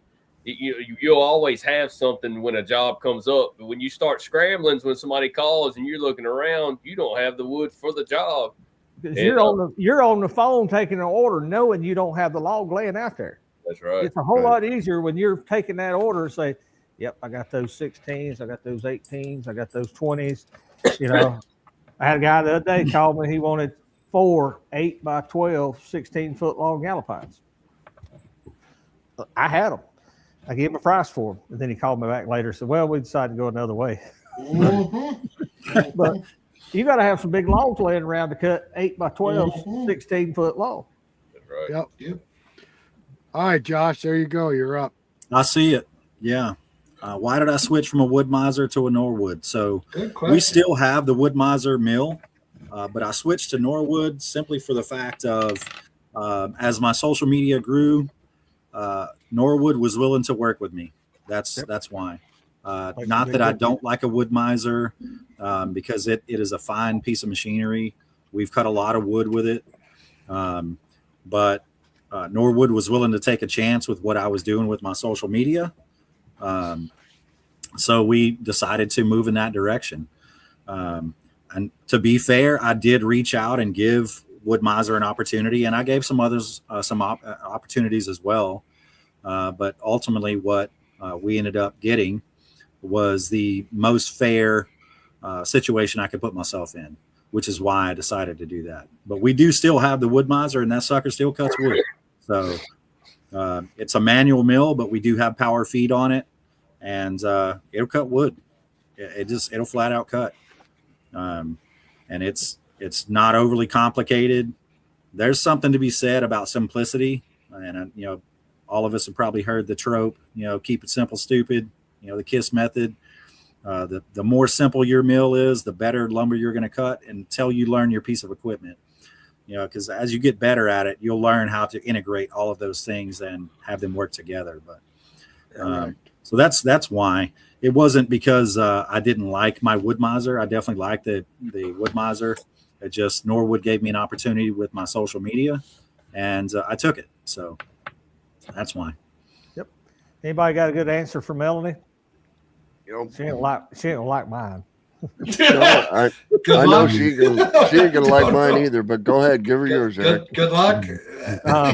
There's no such thing as a fair land value. Your best option is probably to reach out to the Tennessee Forestry Service and see if they'll come do a land survey for you and kind of give you a value per acre. Anybody you hire to clear that land, you need somebody standing on site that knows how to grade logs and see if they're giving you a fair deal or because it happens. Yeah, you got to do the research on it too. Know what your market is selling at that moment, what the stumpage prices are for everything that's on that lot. Yep. And I'm talking, you need to survey every single tree. If it's a 100 shrub, acres. 100 acres of pine is not worth the same as 100 acres of old growth white oak. correct. And there's a lot of independent companies out there for cruisers to come cruise your property, and you might get a couple opinions from a couple different ones. I like what they do up in Amish country. They harvest the logs and they lay them out in the field and they put numbers on them and they come by and bid on each one individually. Mm-hmm. Right. That seems to me to be the fairest way for the homeowner. Is that all them logs laid out there and they come by and say, I'll give you 500 for that one, 300 for that one, 400 for that one, 900 for that one. And they take the highest bidder and load it on their truck. The way they go. So Well, if you use that land, go ahead. Usually a state forest will come out and look at your property and give you an idea for free. Yeah. At least they will here. Yeah. Yeah, North they'll do Carolina it for Forestry will. research. If you reach out to them and say, hey, because they'll have guys that are trying to, and girls obviously, that are trying to learn, and they'll bring them along. And anytime they have to train, they'll do that. And they'll help you with the reclamation process if you're wanting to reseed 100%. it. Yeah. They're good. Your state forestry service is an excellent resource. Absolutely. That's why I mentioned the USDA stuff earlier, and then also your state level guys, because a lot of folks don't utilize it. I know some guys may think that we're too small to do that, but I promise you're not too small. That podcast with Jennifer Auger on it was eye opening. We had considered that when we went into the business, to try to go kind of that route. Obviously, it can be a capital heavy industry if you want to try to run out the gate 100 miles an hour. But this can alleviate some of that. And the Forestry Service is part of that. They're going to help you. They'll even help you manage your land better. They'll give you suggestions on like, hey, you might want to think about drainage or whatever the case may be. They're going to help you get better soils so you can produce better growth on your stuff as well. Especially if you're replanting a better species or you to replant. replant. Yeah. Right. Yeah. So if you're using that land, and I mean by using it, if you're out in it, if you're walking it, if you're hunting it, if it's something like that, and the land, you're no matter who you hire, no matter what log you hire, you're not going to be happy with the end results because it's going to look like crap. You know what I mean? That's just how it is. And nowadays, you'll never make enough money off the wood to clean the land up and make it look like a field. No. You're going to have to put a lot of money back in, including all the money you got out of it, if you want it to look like a green grass field when you get done. Yep. It typically costs $2,500 plus per acre to get somebody to mulch it up for you. So after they came in, they've done their work. It's going to cost you per acre to get it mulched up. So unless you have the money to invest into a $180,000 machine that's going to do the mulching for you, there's nothing wrong with clearing the property, especially if the forest is old. And if you can't afford that, just have the Forestry Service plant it back and set out pines, and next generation can worry about clearing it again. Like on the on the stumping aspect, like that guy I work for, we around $175 an hour for a track hoe. So if you come in there, they come leave all the stumps, they clear your property and mulch the top, sell the logs. Say if you do want to stump it and make it a pasture, that'd be a good baseline. That guy charges $175 an hour just to come pull the stumps, and then you're charged to burn them, and then that's what I mean. It's an hourly rate for there. Some people might have an acreage price, but that's about what he charges on his excavator. That's a little cheap for around here. Right, and see across the state line, they're getting a lot more, but no, it's $450 an hour around here. But so that's his size excavator. Around here, a man with a 220 Volvo, something like that, he's going to get $250, $300 an hour. Yeah, we've been running a 210 link belt. I mean, it's a big machine. And that's after you pay to get it delivered to your property. Yeah, that's right. But Neil, do you guys have like a minimum number of acreage they're going to use, or just whatever job they He bid it, you guys do it? clears land, digs ponds. Most of his jobs are clearing land for people building real estate. So it could be a half acre or it could be a 5 acre. He's not a logger. He clears land. Yeah. But I've been there. We've burnt piles of pines, and I've been there, and we get the pines out and bring them to my place. I mean, we've done both, but it also helps.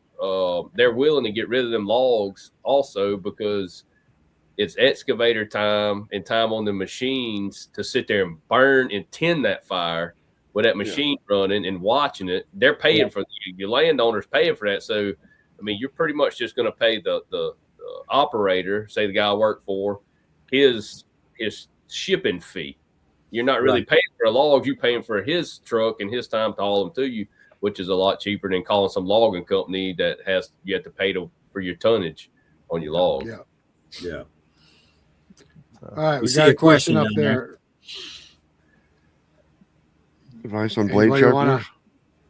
Yeah, File. I think I don't think there's a really I don't running to start with. I don't really think there's a bad one out there if you're not in a hurry to sharpen your blades. I mean, if you want to sharpen a blade, if you want to sharpen your blades quickly, then a BMS 2500 from Wood-Mizer, but the Woodland Mill sharpener works okay for you guys.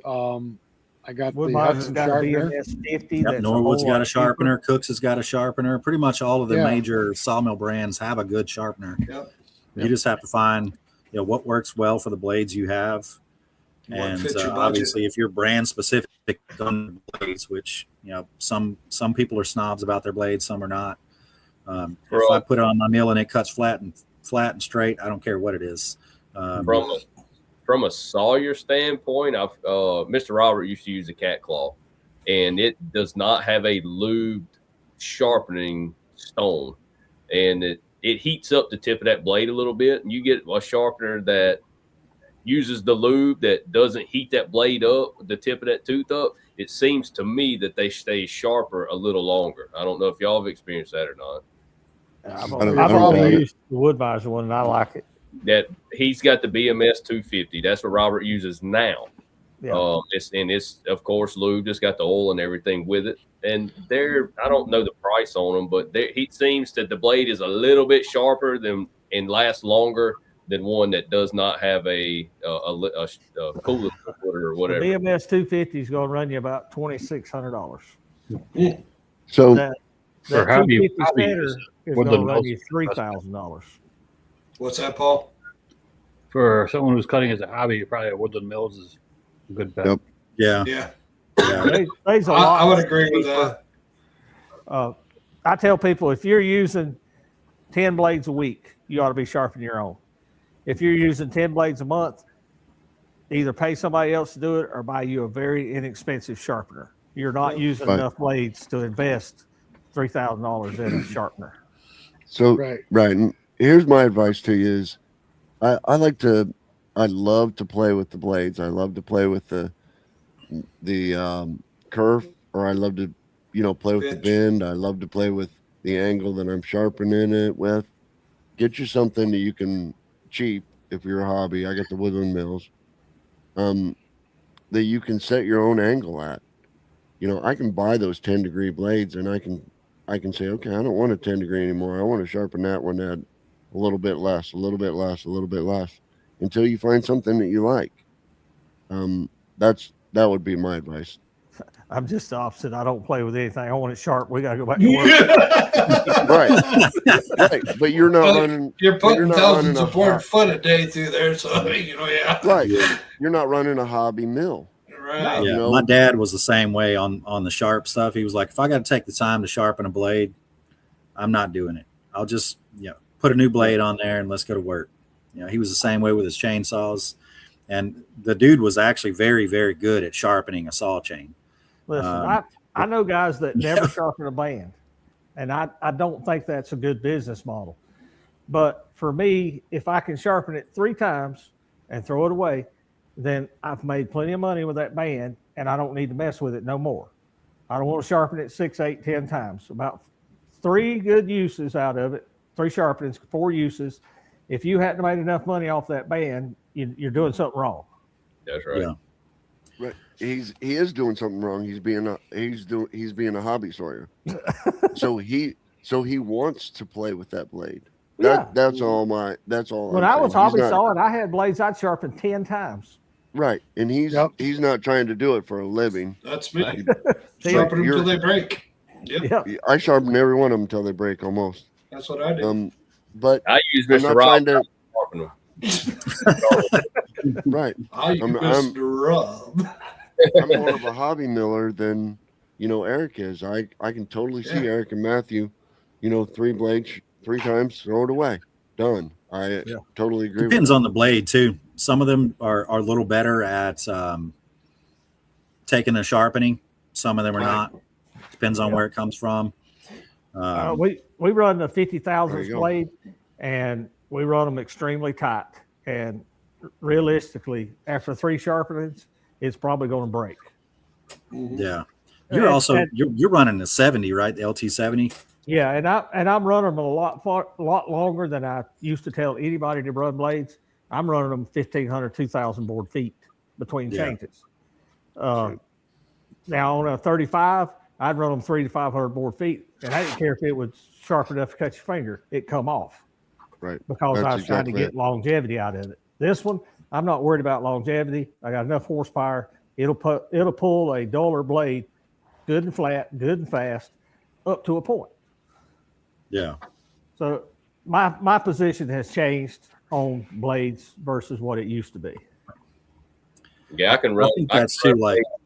I can run blades longer on my 2020 with that diesel compared to that 23 horsepower. Oh yeah, you got a lot more torque with that thing. Oh yeah, you got that torque. I mean, that's what I was going to say, Neil, is the amount of power that you're pulling. If you're pulling a hobby mill, it's probably not going to have the horsepower to take a blade that's not sharp. And you're going to want to spend the time to make sure either you have a sharp blade by you sharpening the blade, or you buy new bands. I mean, that's pretty much. Yes, Melanie, I hauled off a dump truck load of broken bands months ago. A dump truck load. Yes, he gets just as much for scrap. I tried to give them to a guy to do iron work, forging. And he said, "Well, I've moved. If you'll holler to my boy up in Asheville," I said, "No, just stop right there. I'm not hauling this scrap anywhere. If you won't come and get it, it'll go to the scrap yard."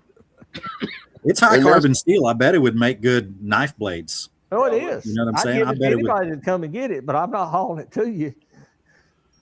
I've thought about that too, man, because I got a bunch of bands that I've not used anymore, and I'm like, I haven't taken them to the scrap yard yet, and it's like, I bet those would make a good knife blade one of these, 78 years from now when I'm dead and retired and I can't move anymore. And I can go out and forge a knife blade out of it.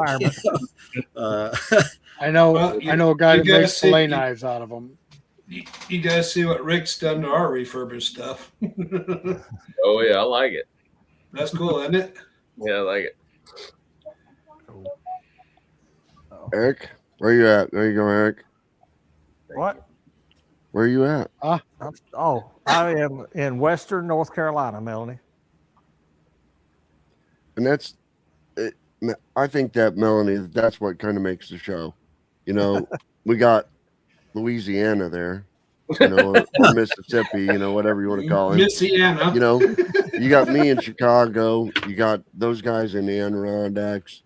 Those guys are Southern Adirondacks. Those guys are a little bit north. Yeah.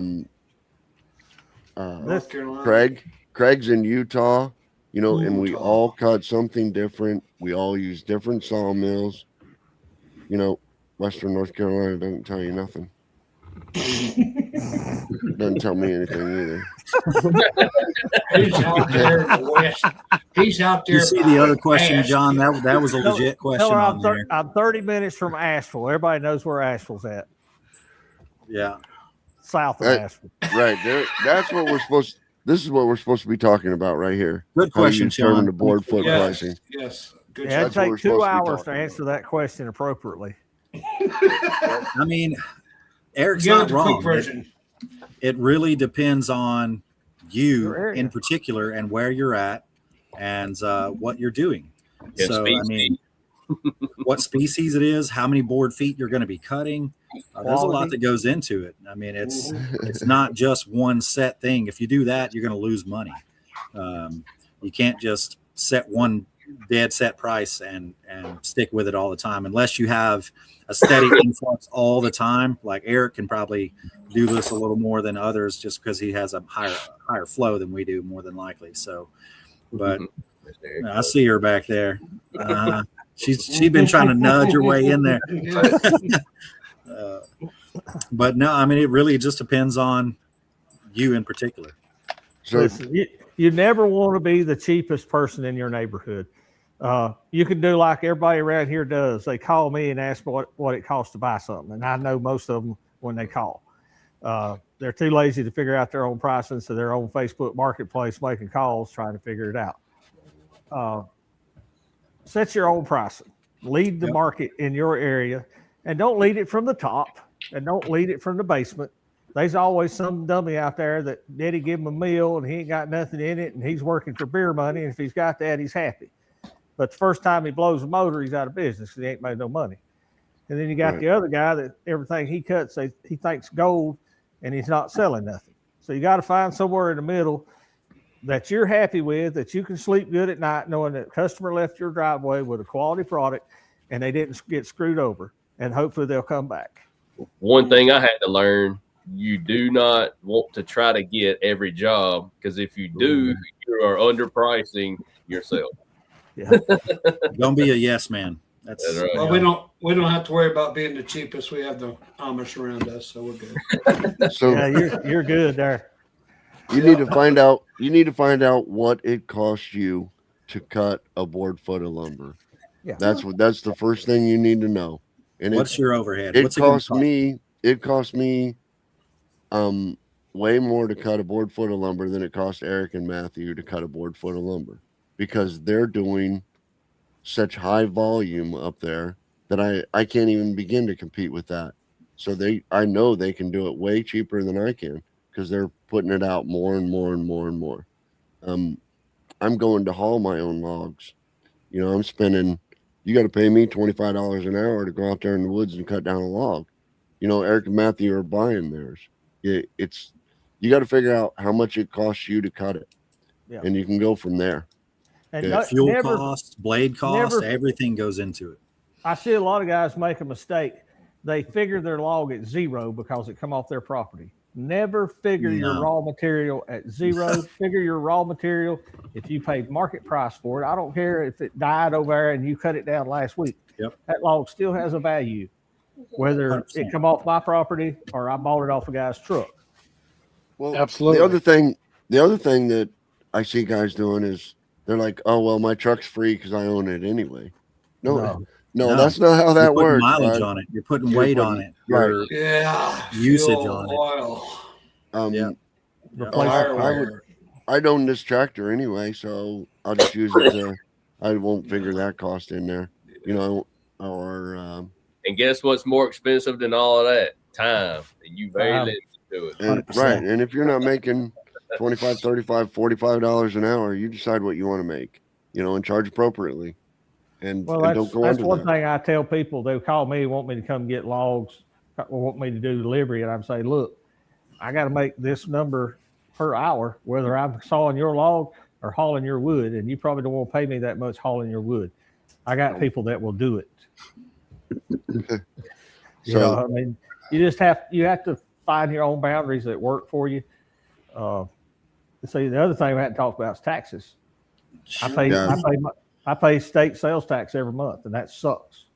You know, you got to do it. So State, these guys pay all kinds of taxes.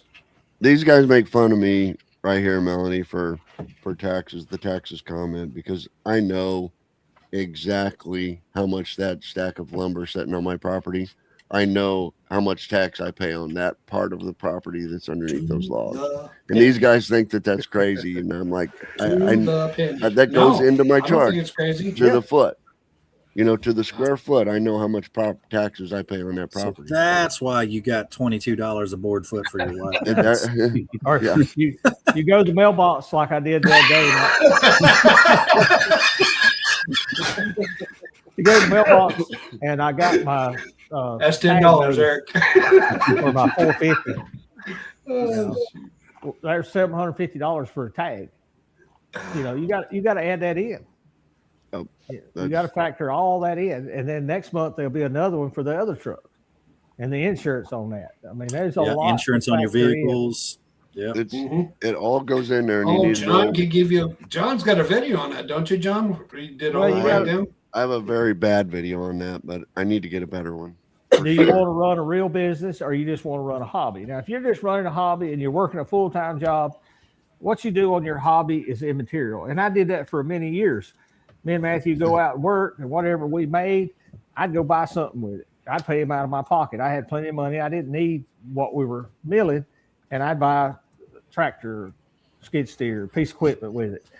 But, that's the difference between hobby fun and then going into full business. I don't have a corporate job income to back up on. If this job don't create it, then I'm out looking for a job next week. Right. That's how you determine whether you're going to make it too. I mean, I watched a little bit of the podcast with, the Lumber Capital Log Yard, and, that mindset of, if you really want to see where you're at, burn the boats. Yeah. You got no way back. Yep. So, you got to have a plan of what you're trying to go out and get. Well, Eric, you're an LLC, aren't you, or incorporated? Yeah, LLC. My only lifeline is my CDL that I keep up to date in case I ever needed it. I got rid of mine. There's a job there if I had to go get it. Yeah, my lifeline is my fading brain as I forget stuff every day now. No, write it down. Right. I got eight clipboards in there that I take orders on, and I got one that I keep a cut list on, and I got another one I keep a kiln dry and motor planing list on because you can't remember it all. I got Tim. You got Tim. I got Tim. I still work. Anybody want to answer, Melanie? How are we getting Facebook business Marketplace, customers? by word of mouth, by Social by media, customers coming back. YouTube. YouTube. My best phone call is, hey, John Smith told me to call you. Mhm. That's the Recommendation. best phone call I get is one of my previous customers told a new customer to call me. If you make a good product, that's where you're going to get those. If you're cutting quality stuff, and that's what you do. I mean, you focus on, like Eric was saying, the best quality stuff. When it leaves your lot, you gave that customer a good quality product, and more times than not, even if they got to pay a higher price, they're going to come back because they know what they're going to get when they come to you.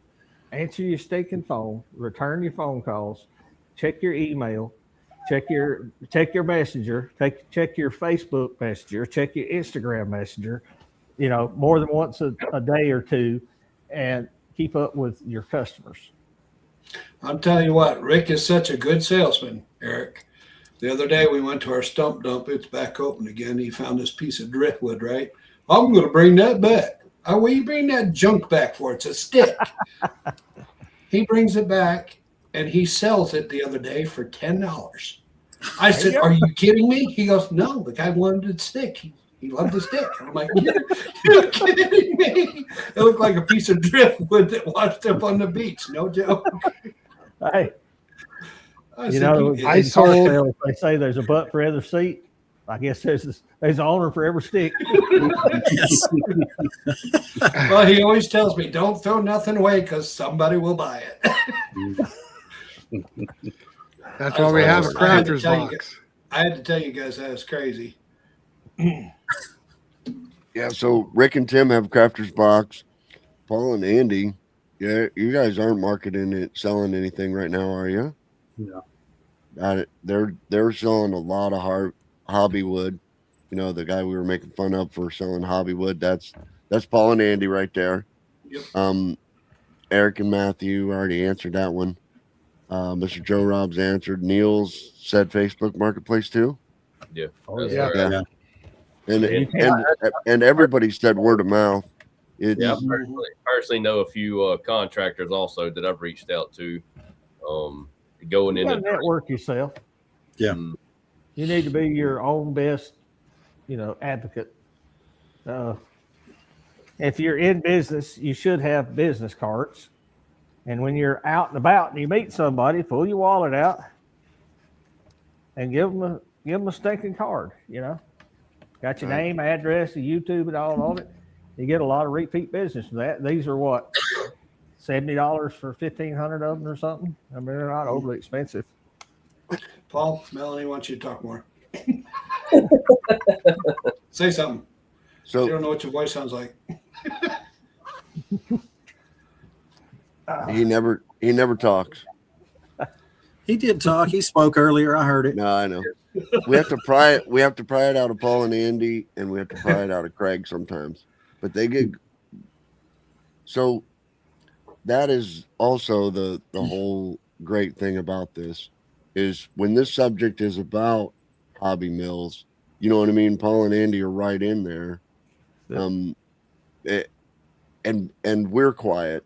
You know what I mean? Listening to him talk about the hobby mill and the way that he does it.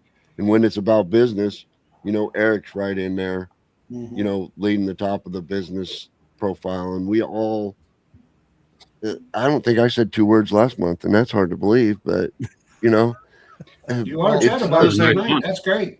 It just depends on the another subject thing- too. Yeah. Another thing too is Paul and Andy are very knowledgeable about trees themselves. Right. Like diseases and stuff like that. They're very knowledgeable about trees. Well, you could make a lot of money hobby sawing if you saw the right stuff for your area. Exactly. You don't have to. Matthew and I do a lot of production milling. I took a job the other day, 2,700 board feet of 1x8s, 16 foot long. There's not a lot of profit in that. But if you're sitting out there sawing some high grade walnut, some high grade oak, some high grade maple, yeah, you're not doing 10,000 board feet a week, but you're out there making $25 a board foot for white oak. Right. 22. Rick, you want to answer that for Sean? I think he's a new sawyer. Which one's that? Somebody just That took it question. Yeah. right Oh there. yeah, I can answer that one because we had a similar situation. We had a guy bring us a bunch of logs he wanted beams out of, and I asked him if he wanted the offcuts. He said no, so I charged him 10 cents less a board foot for us to be able to keep the offcuts, which we made 1 by 1 inch thick live edge slabs out of for the crafter's box, and everything that we sawed off those logs we have sold. And sold I all think the we hickory. I probably think we made out really well off of that too. So we charged board foot for the log, but we kept we dropped our price 10 cents a board foot for sawing his logs, and we kept the offcuts. Yeah. Does that make sense? That's It what I was a usually. win-win for us. That's what I usually do. Also, off cut. Somebody wants something special. I run tongue and groove and stuff like that, and anything I can make, especially if it's going into stacks I've already got started, I'll cut them down and put them in my pile. Because most of the time they want beans, they don't need any of the smaller stuff or want any of it. In my case, there's two sides of that story. If it's a customer log, more than likely, when they tell me what they want, I'm gonna tell them what they get back. You're Well, I want a 6x8. Well, what do you want with the rest? You want 1x6s, 2x6s? You're getting it back. So what would serve you best? Now, if it's my log and we're doing beams, you're paying the premium right up front because you're getting the beam out of that log, and then whatever waste off of it is my benefit, and it's not for you to worry about. Yeah, some people don't want it on them offcuts. But I understand what you're talking about too, though. They get it regardless. So just put it on the trailer. They're gonna get it back. Is that a straight trailer or curved trailer? Well, if they're building anything, they're going to need some extra 2x4s.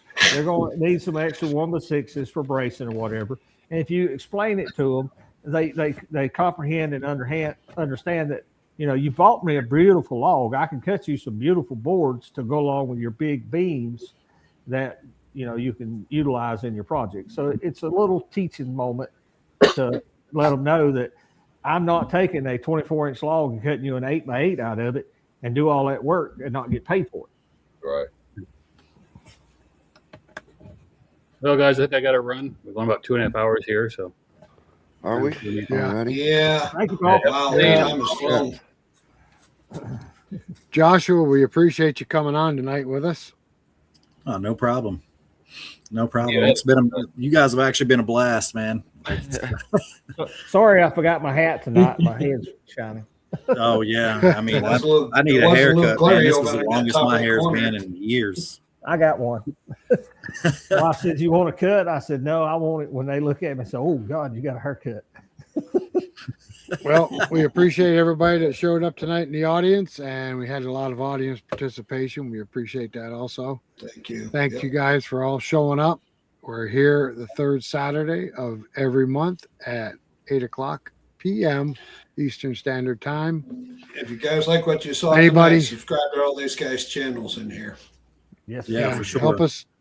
I think I'm subscribed to pretty much everybody on here. I know I am.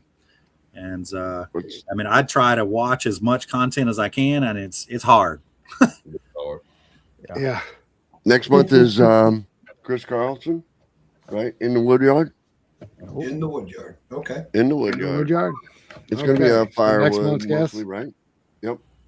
Firewood. Good. Yep. All right, guys. Well, everybody, thanks for tuning in, and we will see you next month, third Saturday, 8:00 p.m. Eastern Standard Time. And everybody have a good one. And I guess we're out. All right. Thank you. See you guys. Good night, everybody. All right, everybody hang in there for a minute. We want to thank everybody for stopping by the show tonight. And remember, it's the third Saturday of every month that we all gather and are on the show. See you later, guys.